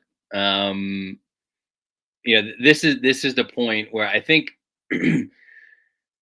people not forget it, but I think this is the part of playing in CCC play that we're now the effects of it, like post-mortem, right? Like you're in the middle of it and you've got to play in multiple competitions, so maybe your league results aren't what you wanted to be, but then it's what happens after that where we've seen a lot of teams struggle, right? Like mentally, physically, dealing with injuries. So I think this break right now, they're part of that, right? International break, I think will help them. They could hopefully hit the reset button and rebound, because I think they standings wise, they're not obviously at the top, right? As we mentioned, they're 7th, but they're right up there to me as the top 3 teams, however you want to put them in the East, right? Columbus, Miami, Cincinnati. So, and then let me ask you this: if Kurt Onalfo was so focused on getting away from the baloney, the baloney still is there. It's still in his fridge, and the baloney went bad. And right now, I mean, seriously, it takes a while too for baloney to go bad, I think. Yeah, well, yeah, and there's so much in there. And it has not. You open the fridge in Foxborough, and the bologna is pretty bad. And I would have thought that Caleb Porter, once again, having to deal with Triple C, they got matches in hand too at the bottom of the table, but they're 3-10-1. They've only scored 11 goals this season. Why is Caleb Porter still employed? I think that's an excellent question. I mean, I could go Reverend Jim and go, I don't know, and we could do something like that, but I have no idea. Do they not want to pay him out this early and go and chase after somebody else? And in the interim, considering what happened to bring Caleb Porter into Foxborough in the first place, you might end up having Richie Williams as the interim for New England if Caleb Porter is let go. And if that's the case, man, like never mind the Goonies, it's the interims who don't die, right? Like, yeah, you've got Klopas, who I think is in his 16th. He's interim. in his 16th tenure as an interim in Rob Chicago. Valentino, Richie Williams, but just he was an interim at Red Bulls. And the subtext of Richie Williams in general in Foxborough, having him cycle back to possibly be an interim after everything that went down last year that started the baloney being in the fridge in the first place. The irony is not lost on me there. Here's who you need to bring in. Big Sam. Oh. Big Sam needs to come in. You take him to Nashville? He needs to go somewhere. Yeah, maybe. If you're trying to think of anything for Sam, and it's all about points and survival, where he just kind of goes he's just kind of sitting there and he's scratching where his tie is, and he's got the big wad of big league chew going, and he's just doing this. Pineda. I mean, Emilio's asking about Pineda in New England. I would say Pineda in Seattle, to be perfectly honest. And Nico Moreno will be joining us tomorrow to discuss this. But I think that Gonzalo ends up going back into the Seattle dynamic. And I think that he might be the coach in waiting for whenever Brian Schmetzer, in 38 years, when Schmetzer decides he's going to hang it up. Like the Sir Alex guy after Sir Alex. Yeah, I think that Gonzalo might end up being the guy after Sir Alex in Seattle, but that's just me. Familiar with the situation, knows the dynamic, knows the landscape. I think that he ends up being, I don't think it would be a pay cut. I think it would be I think it would be just something where he knows the landscape and the lay of the land, and I think that he ends up being the guy that takes after Sir Alex up in Seattle when it's all done. I think it's a good shout. That's my gut anyway. Western Conference. I know we got a couple of minutes left here. Western Conference. You look at things and RSL. Chicho Arango. Hey, John Thorrington, Steve Cherundolo. Hello. Chicho, he's doing all right. Well, I've got one for you that might be close to the whole Bueller thing. Let me see if I can find it in short order and not blow the absolutely surprise of it here. Oh, where is it? Okay, here we go. Penny. Sheldon. Penny. Sheldon. There. There you go. That's what you're staring at with that one. It's just RSL. You've got great scoring power up top. You've got some young talent that's there, and Zach McMath between the sticks, and RSL on top in the West. Love it. I think I credit the guys at on Apple there, like Sasha and those guys. I think they've won me over thinking Supporter Shield, because I initially was like, and you were as well, we were both thinking just the East, right? Because the better teams are in the East. Yeah. But then you look at, so if the better team's in the East, that means that you beat each other up in the East. Right. If you go out West, and if the better team's in the East, that means the worst teams are in the West. And you're playing against more of the worst teams. So the teams that are in the top of the West should then, right, theoretically be higher up in the table. So that is true. Yeah, I mean, I think Salt Lake and LAFC are two contenders there for sure. And Minnesota, I did not have Minnesota as a part of this discussion. I certainly did not, especially when your chief soccer officer was not on this continent until either training camp was ending or week one. and you bring in Eric Ramsey from Manchester United, who is 32, and he's younger than some of his players, and he believes in a team that is based in speed and transition and turnovers and those kinds of things. And so he's got a roster and turnover. He's got to deal with Bebe Reynoso, or Bebe Reynoso, however you want to say it. All of the Reynoso drama, older players that he's probably trying to transition out to bring in younger players starting next season. With all of this stuff going on, Eric Ramsey, I don't know if you can give him any kind of coach of the year consideration because of what he's done. But right now, Minnesota, and I did not have them here. I had them wood and spoon coming into the season. But you bring in a 32-year-old coach who, Diggs wearing the sweaters and the white T-shirts on the sidelines, and he's got them third. I did not have that. I did not. He does. And who knew that? Who knew that with Reynoso out, Robin Lod would suddenly become one of the best 10s in the league? Did not have that on the card. It's crazy, right? That's not on the bingo card. And it's Tani time, which is a terrific catchphrase for social media. And maybe, maybe something for the people in Minnesota. They've got that beer garden right on the end line, right? Or no, it's sideline, I think, right? They've got the beer garden there in Allianz Field. Yeah. Maybe a play on Miller time. They can go Tani time and have like his own sort of craft beer. And spray the craft beer when he scores. There you go. It's just a lot easier than saying Oluwasei. If you just say Tani time, say Tani time. Easier to spell. What's going on, my friend, with you? By the way, a proud former Johnny like myself, St. John's University. He played on that rooftop field, is where he played on the rooftop parking deck. Honed his craft before heading out to Minnesota. On the Belson parking deck on the campus of St. John's University. What is going on with you being the busiest man in the Northeast? I'm not as busy now. It's quieter time, which is nice. So it's lacrosse season is winding down. The broadcast season, like I said, I've got that one game coming up in 2 weeks, and then it's, I think, August 31st is the next one. For early season football. So yeah, it's kind of MLS right now, which is nice. Okay. So I have some extra dad time. I can grill in the backyard. I can mow the grass, which I did yesterday, which was that just had to be thrilling. Fun. That just had to be thrilling. Absolutely.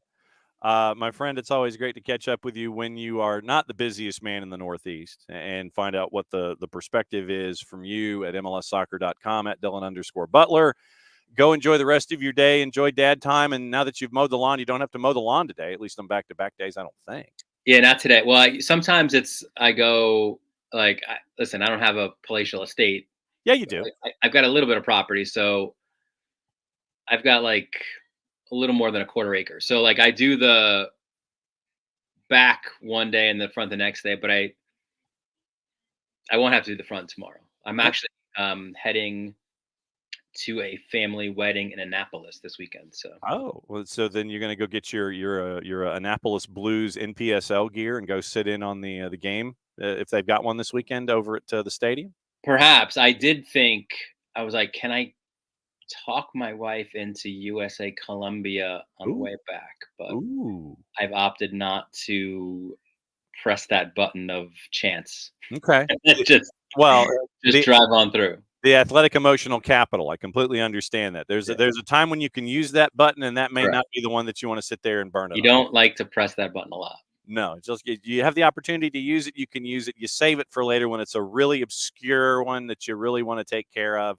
And then she'll say, yeah, go ahead. I did a quick one for you. I did actually press said button. We were, God, it might have been 10, 15 years. I don't even know how many years ago it was. Marcus Hanneman was the goalie at Reading at the time. Wow. But we did a trip to England. Super fun. Like I got to go to Newcastle. We went to a few different matches. We did matches from different levels, right?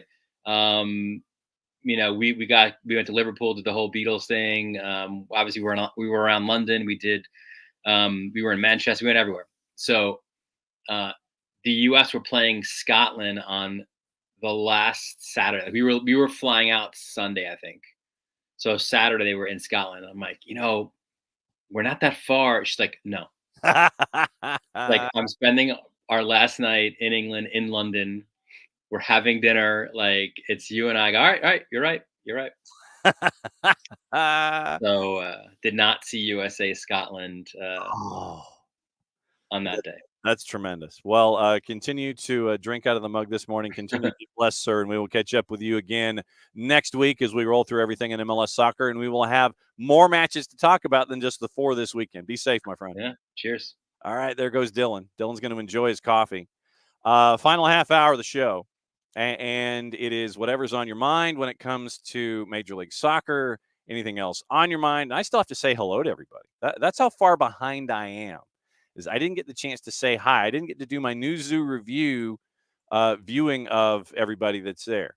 Morning, Alex. Morning, Kessie. Calamari to you and all. Morning, Emilio. Yeah, Jarrett did the Irish hello and the Irish goodbye. Literally, what I do in the mornings is I will send out the invite for everybody, and not knowing when Jarrett or Maddie or Nick or whomever they show up. Dylan's always the beginning of hour number 2. Unless there's something going on, and being the busiest man in the Northeast, he's like, I got to go early. I got to go later. I'll be there. I'll be there when I be there, or I'm really busy and I'll see you next week. Jarrett, Maddie, and Nick, I have no idea. Any of the other golden ticket holders, I have no idea. Literally, it's just like, boom. I could get a text. I want to drop in. Okay, fine. Here's the link and you go. But yeah, Jarrett just popped in at like 9:04. He got in the green room and he was ready to go. And so that was why Jarrett was in early. Morning, Ricky. Yeah, Ricky's watching the TST. And yes, an African and CONCACAF World Cup qualifiers are all over the place. We'll get into what to watch, where to watch it, and how to watch it coming up in just a little bit. Morning, Abby. And yes, it was a great win. Lily Johannes scoring for the WNT last night at the age of 16. Great response by her teammates. We'll go over those numbers in just a little bit, too. Got the chance to talk about the press game. Yes, Crystal Dunn, effective forward. Yes, Crystal Dunn can do the soccering. And yes, Hungarian Youth League is a future picks of the week pick, no doubt. Tommy ATL is in. Morning, Tommy, as he was watching Tyler go through his cases, and we pinned Tyler up against the wall and force him to have an opinion on things. Morning, Hutch. Morning, Michael. And Michael, to your point, the contracts were paid out not to be crass. They'll all find other jobs and be fine. Yeah, that I wasn't necessarily focusing on that. I was more focusing on the idea of just being, just being a nice human in this situation, because there were folks on social media yesterday and 2 days ago that basically felt compelled on the 280 character app and other places to sit there and basically celebrate the fact that someone lost their job. That's what I was getting into more than anything. And that's why on Tuesday's show, I said that I reserve the right to have the Roy Kent PSA available should the situation arise. And the Roy Kent PSA is not bleeped, and it would earn us an explicit rating without question. But it was more for just looking at them as human beings, not as employer kind of things.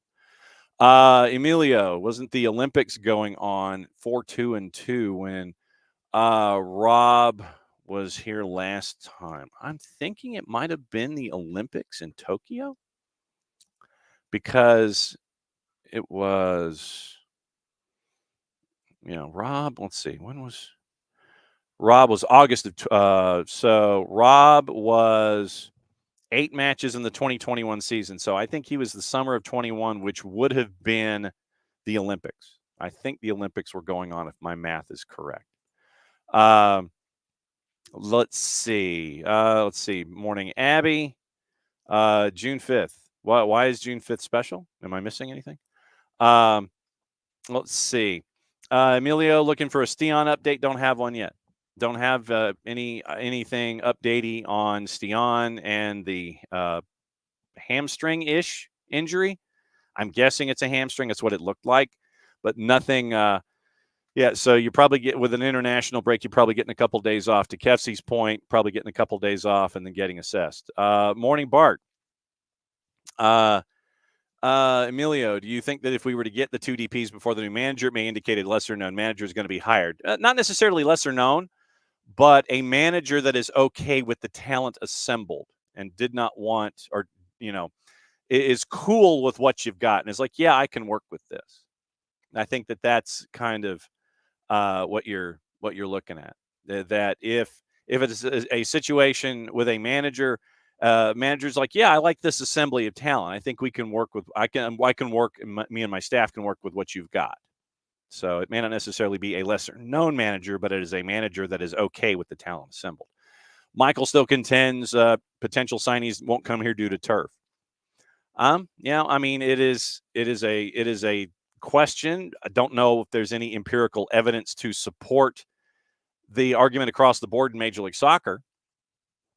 But if folks were to sit there and look at artificial surfaces and things like that, but remember, grass is going to be installed for the Copa, and you're going to have moments over the next handful of years where you're going to be seeing grass in the building. So we'll see how the building responds, and the building's got to take care of the grass too, and see how, if grass is installed in other places like Jerry World and things like that, how it's responded. Is it going to make it more attractive in other markets if other markets are transferring from turf to grass for events and things like B of A, things like that. We got news on B of A coming up too. Let's see. Yeah, and there was a Caleb to PSV rumor. Yes, Kefsey, there was. So we'll see. Well, like I said, if Caleb balls out, and this was Jarrett's point, if Caleb balls out in the Olympics, then that's somebody else that you've got to look at. And so you might end up, 3 questions or 2.5 questions, and if not 3 at the end of the year.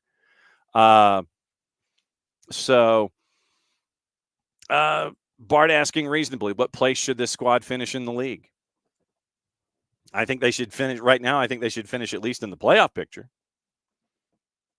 I think that at the very least should be with where things are. They should be in the playoff discussion. Like I said, you've got a lot of folks to hopscotch. I get that.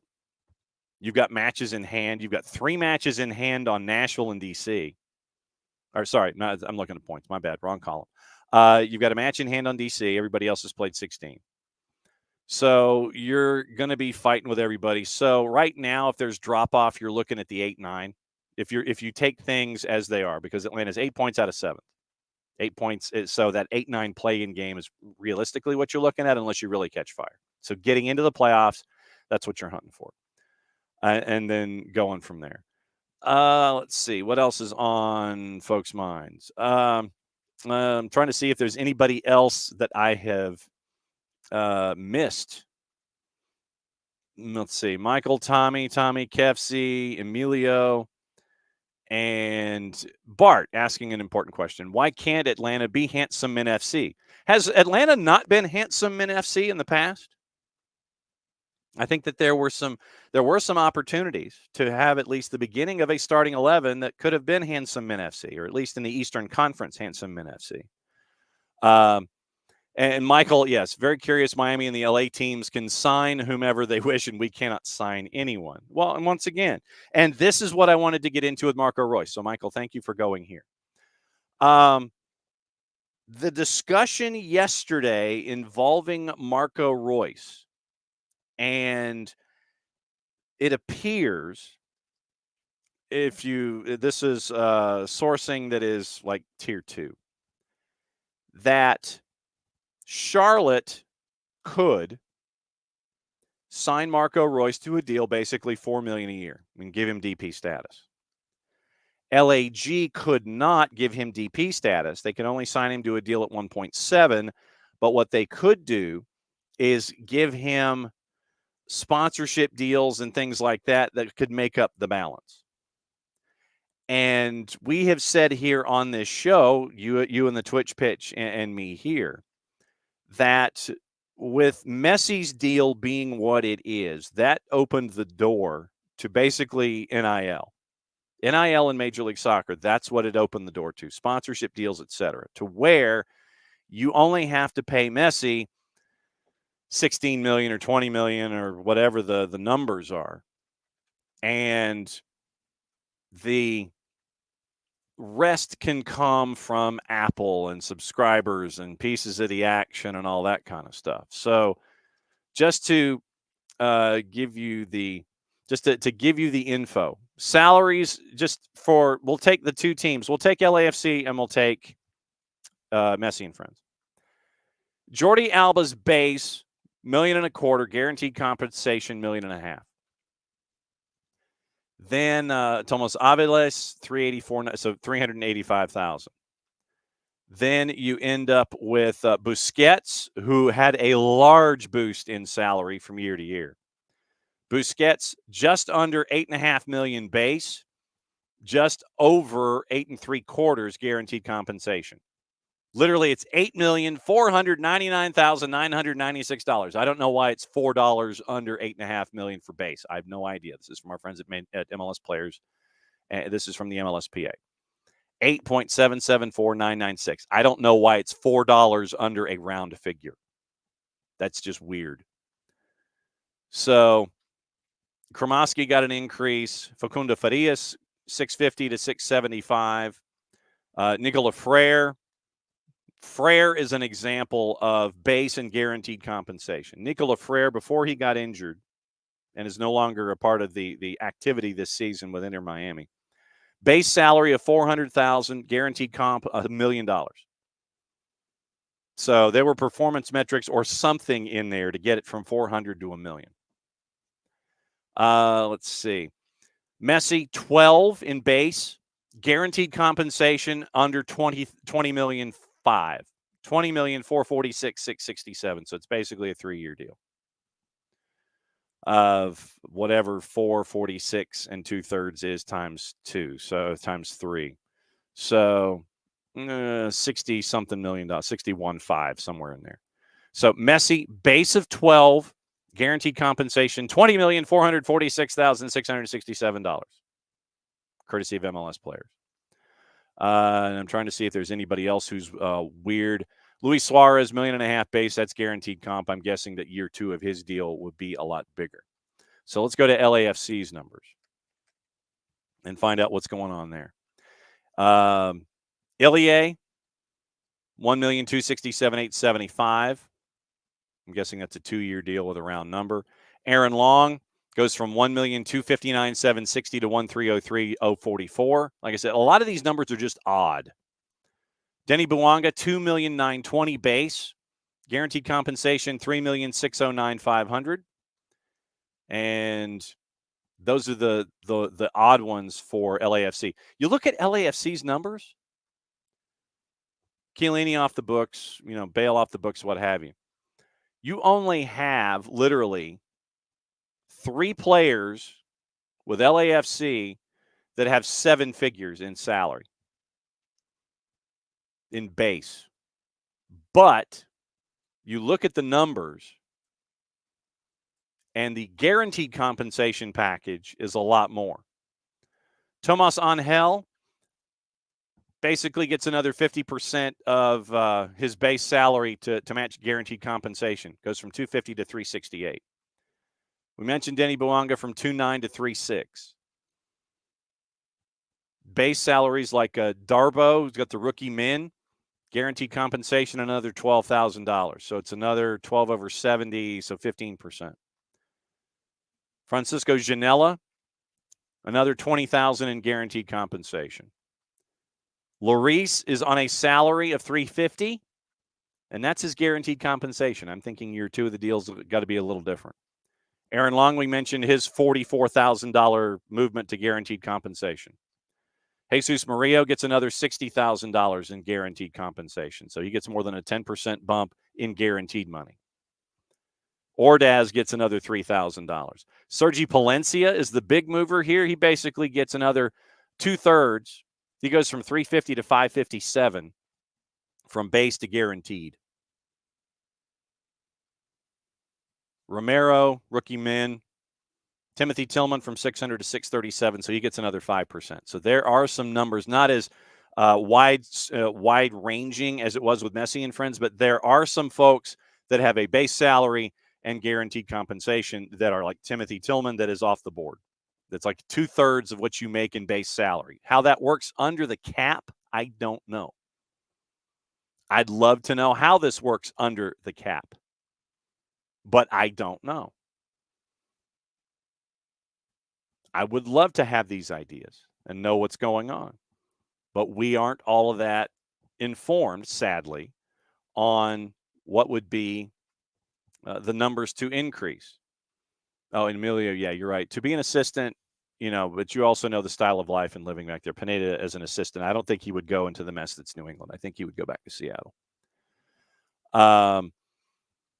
Then back and forth opinions, and that could very well be, Hutch, that maybe they negotiated in a different currency. But I would think that you would want it in U.S. dollars as opposed to a different set of currency, like home currency or something like that, or you pushed it into bonds or something like that, But you see how Messi and friends are very imaginative in all of this. Back to my original point about Marco Reus. Marco Reus was the word is out. Like I said, this is probably BB plus sourcing, not A-list sourcing. That it would be in sponsorships and all these other things that would make up the difference for 1.7 to 4 million. So his salary would be 1.7, but he would match the 4 million that Charlotte's offering in salary if he would go to LAG. And it appears that LAG and Charlotte have agreed on the $350,000 dibs fee. And that is where things are right now with Marco Reus. Mentioned what's going on. Speaking of Charlotte, Tepper Enterprises, etc., is, and I know this will shock you, Tepper Enterprises is asking for some help financially, and they're looking for the renderings have been released for the B of A's $800 million makeover. Renovation plan was released, and the $800 million renovation plan assures that the Panthers and assumably Charlotte FC would be in that building for the next 20 years. $800 million of the overhaul. Tepper Sports and Entertainment is asking for $650 million in taxpayer money. It would come from the city's hospitality and tourism tax, which legally must be used on projects, according to Axios, that generate tourism dollars. Tepper would invest $150 million. $150 million from Tepper Sports and Entertainment. What's 15 over 80? 16.7%. The deal includes a 20-year non-relocation agreement between the city and TSC. The team plans to invest an additional $421 over the life of the deal.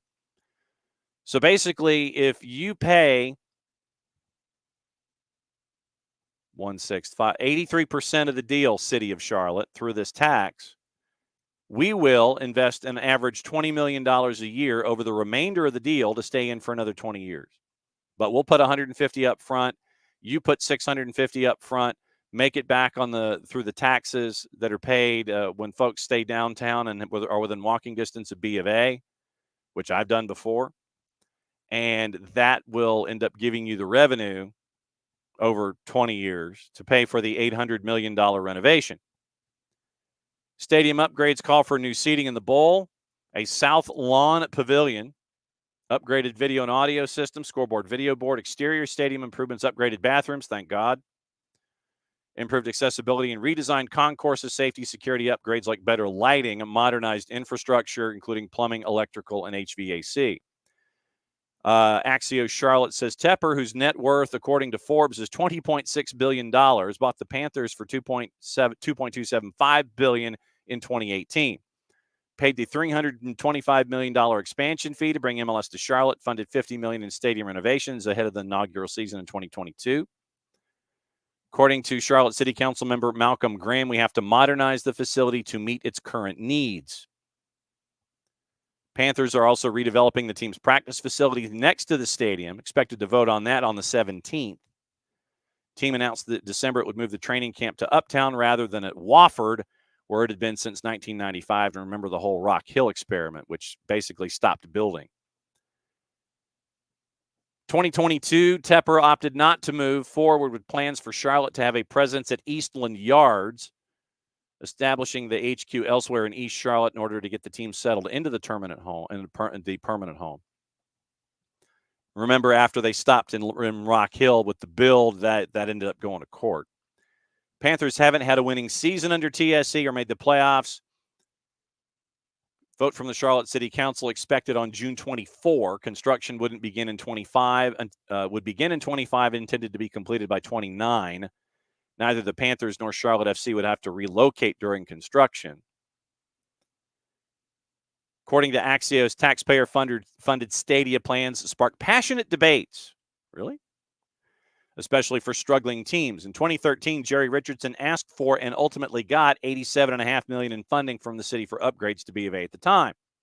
And remember, Nashville's Metro Council spent more than a year considering the new domed stadium for the Titans back in 22 and 23.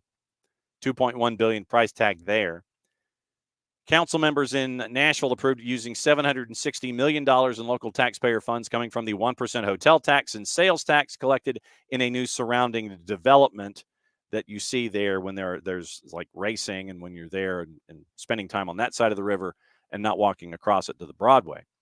State of Tennessee kicked in $500 million in bonds. The Titans are on the hook for $840.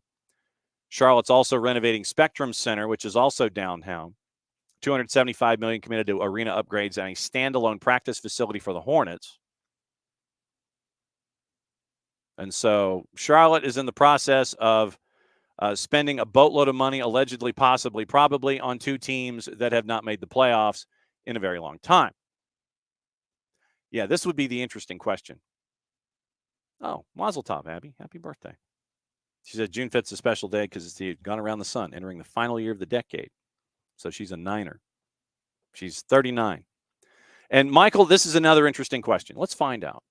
Michael wants to know dibs on Kylian Mbappe. Kylian Mbappe. Let's see if we can spell Mbappe. Discovery rights. MLS. Let's see who's got the discovery rights on Kylian Mbappe.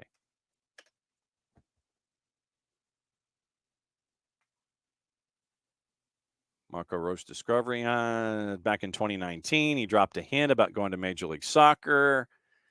So Kylian Mbappe to the U.S. Goal actually went through this idea.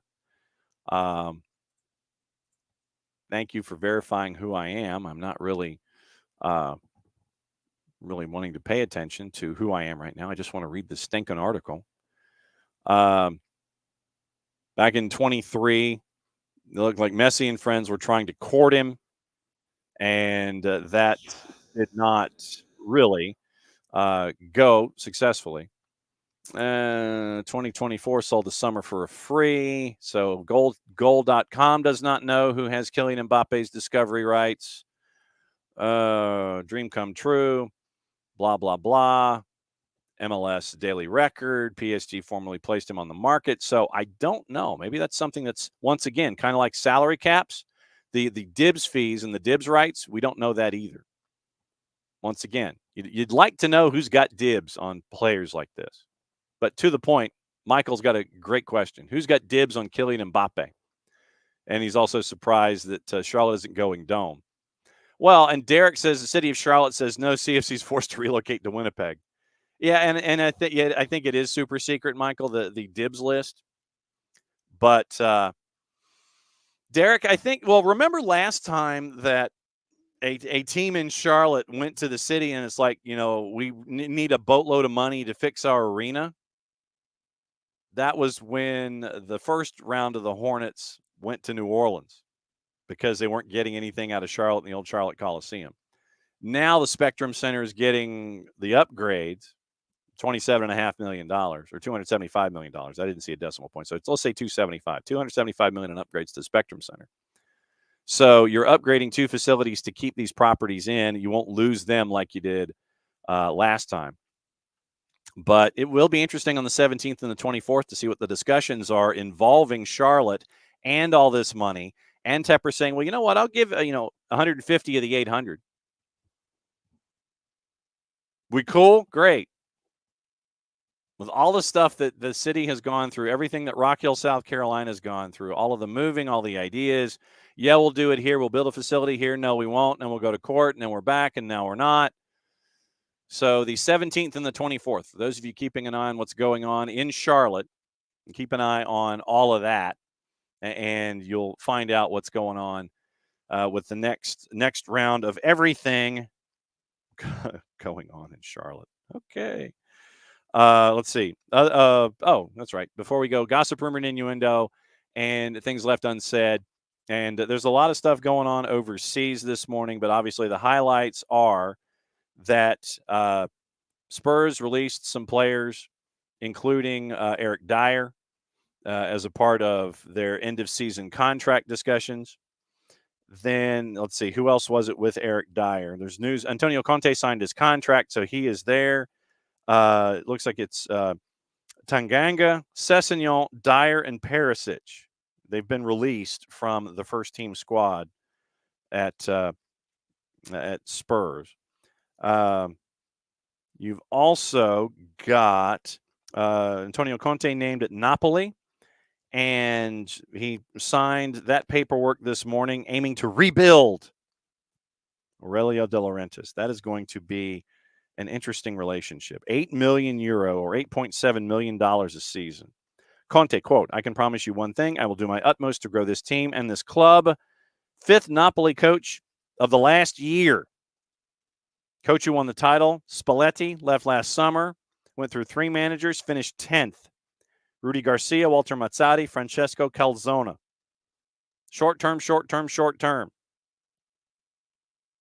Conte's going to have to do it without Victor Osimhen, big target. Kvaratskhelia will be there, and he's there until 27. So Antonio Conte has signed his deal, and that is going to be another interesting situation involving things in Serie A. Manchester United, according to Ben Jacobs, confirmed discussions remain open with Johnny Evans and Tom Heaton over potential new contracts. So it's been a busy morning for Ben Jacobs. Lille confirmed Paulo Fonseca has left the club ahead of the expected move to Milan. And initial 2-year deal has been agreed with the move now set to be finalized. Bournemouth confirmed Lloyd Kelly has left the club. Indicated 3 weeks ago he was open to Newcastle. Simpler than Tosin Adarabioyo, which was never a certainty. Manchester City chairman Khaldoun Al-Mubarak on the 115 charges. Quote, the referencing is always frustrating. I feel for our fan base and everyone associated with the club to have these charges constantly referenced. It's taking longer than anyone hoped but there is a process we have to go through. I've always repeated, let's be judged by the facts and not by claims and counterclaims. But you'll take the Premier League to court. Chelsea expect more than £50 million for Conor Gallagher, pointing to the package received from Mason Mount 12 months ago. Villa and Spurs both expected to bid. Atletico Madrid, according to Jacobs, someone to watch. And so, yes, 5 hours ago, Antonio Conte signed the deal. West Ham confirmed Aaron Cresswell signed a 1-year extension with the club, complete with quotes. Liverpool confirmed Joel Matip and Thiago Alcantara will leave the club, having already announced their departures before last season ended. Contract offers have been made to Adrian, along with academy keepers Jacob Poitras and Reece Truman. Fulham confirmed that Chelsea-bound Adarabioyo is going to leave on a free. Bournemouth also confirmed a 21-year-old keeper has joined from Wellington Phoenix in the A-League. Villa confirmed preliminary talks over Conor Gallagher. All right, now, what to watch, where to watch it, how to watch it. And once again, Fanati's, fntz.co/soccer down here, get you to be the true degenerate of everything that goes on. All the BNs, Nuestra Tele, Teise, For the Fans, CDO, Gold TV, all of it. You can get it in one place. fntz.co/soccer down here. Helps them out, helps us out, helps you out to become a true degenerate. Liga 1 Max and 1 Max Pro. Today, DAZN USA, very, very light. DAZN USA Women's Champions League, Lyon and Benfica at 1:45, Chelsea and Ajax at 4. One match in the Copa de la Liga on Paramount Plus. It is Lanús and Union Santa Fe. That one is at 8:30. Back-to-back wins last night for the WNT. Challenging conditions at Allianz. It looked great to start, and then it didn't. it almost turned into like 40 cubits of wood kind of a deal. 3-0 win over South Korea in St. Paul. Crystal Dunn, Sophia Smith, and Lily Johanna scored goals in the win. 9 changes to the starting lineup for her second game in charge after the 4-0 win in Saturday's friendly. She started Hayes. Hayes started Dunn as a right winger. First time that she'd played an advanced role for the U.S. team since 2017. And I know that Bart will be talking about that in an upcoming edition of the Soccer for US POD. Threatening after 62 minutes after a wave of substitutions. Smith, Rodman, Swanson, Coffey for Morgan, Neiswanger, Lavelle, and Lindsay Horan. Rose Lavelle got her 100th cap, by the way. And so it was cool to see that presentation yesterday with, in the rain, Rose Lavelle getting her 100 jersey. And the player rankings, by the way, in the 3-0 win, once again, courtesy of our friends at Soccer America. Casey Murphy gets a 7 for a clean sheet, 4-4-2 setup, ball advanced, emerged into a 3-4-3. Neiswanger a 6, 5s for Stab, Sonnet, and Kruger. In the midfield, Corbin Albert got a 5, Rose Lavelle got a 5, Lindsay Horan got a 4. Forwards up top, Crystal Dunn gets a 6, Alex Morgan a 3, and Jaden Shaw a 4. Subs, Sophia Smith got a 7, Lily Johannes got a 7, Rodman and Swanson got 6s, Coffey and Fox got 5s. 16 years, 358 days old, third youngest goal scorer in women's national team history after Christine Lilly and Tiffany Roberts. Next up for U.S.-Mexico in New Jersey on July 13th for the first of 2 Olympic send-off matches. Crowd of 19,169. Very, very cool, especially in those conditions for having folks show up. Also yesterday, I don't know if you saw it. I don't know if you saw this last night, but the Canada-Mexico women's friendly at BMO in Toronto. It was on one of the FSs, and it was the One Soccer broadcast, so obviously it was a Canadian-based broadcast team.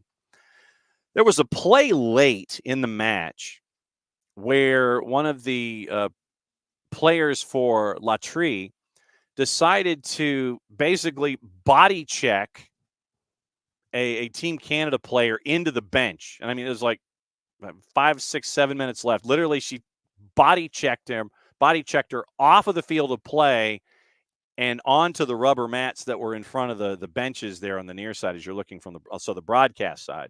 Literally checks her into the bench and only got a yellow card. And I mean, it was a pretty nasty check.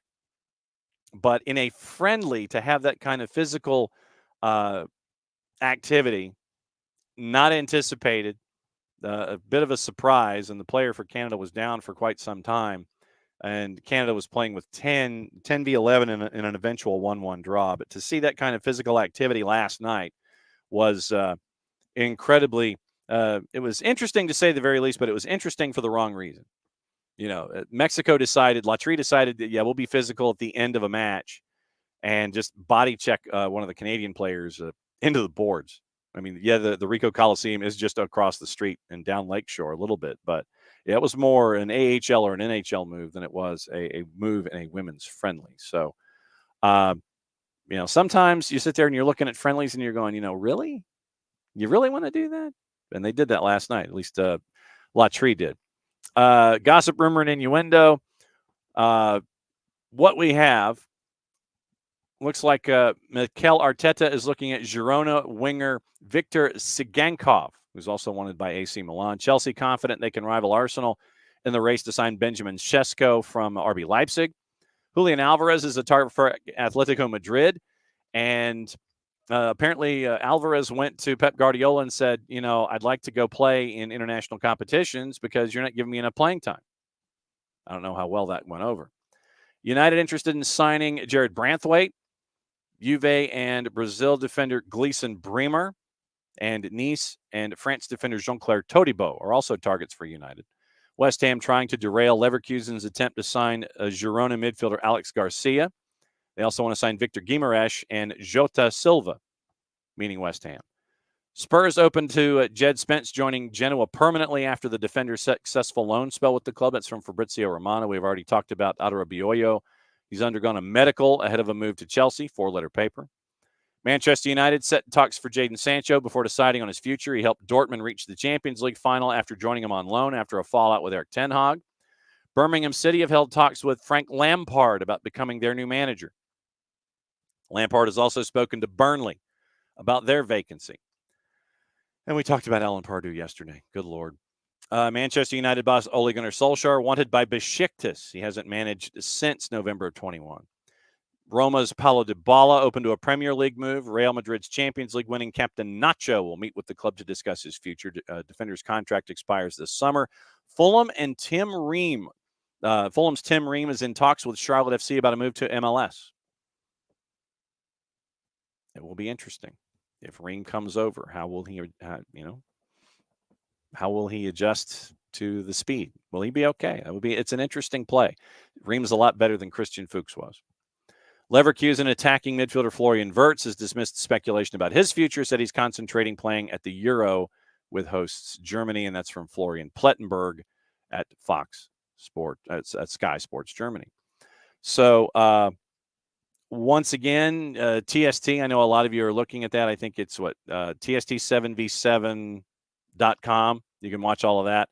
I don't know how you would be about this, but J.J. Watt's Burnley side's playing. How would you feel about J.J. Watt coming down upon you if you're a keeper in a 7v7 tournament? Just asking.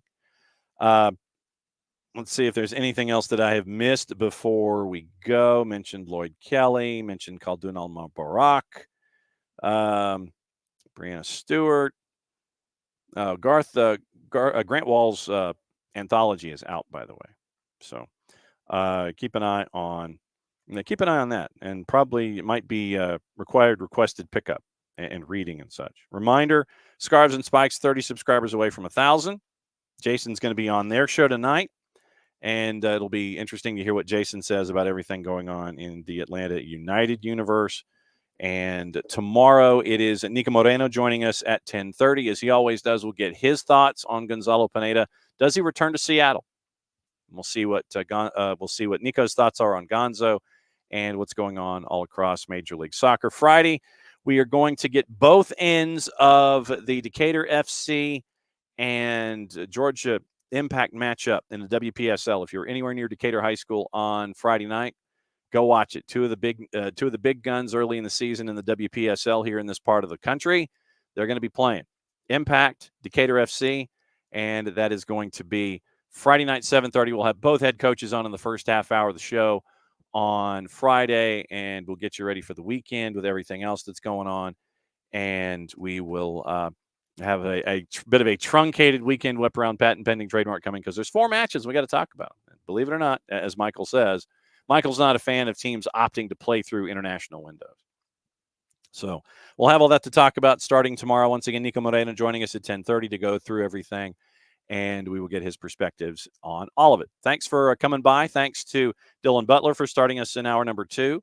Thanks to Jarrett for dropping by. Thanks to Tyler for dropping by. Once again, subscribe to Scarves and Spikes on YouTube, Scarves and Spikes on the 280-character app.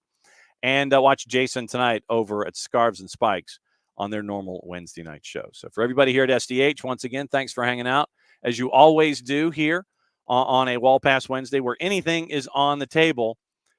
Morning Minds, yo back. But we'll be back at it again in a little less than 22 hours, and we'll take you through the world of soccer here on Soccer's Morning Show. So for Jarrett, for Nick, for Jason, I'm just John, and for Maddie, play it safe, everybody. Be safe today, and we'll be back at it again tomorrow morning, 9:05, for another round of soccer down here. Thursday Thoughts, bring them to the table, and we will see you then. That is an absolute promise. Play it safe, everybody. Mucho plot to y'all. Unless, of course, you hit the open instead of the close. Let's try it again.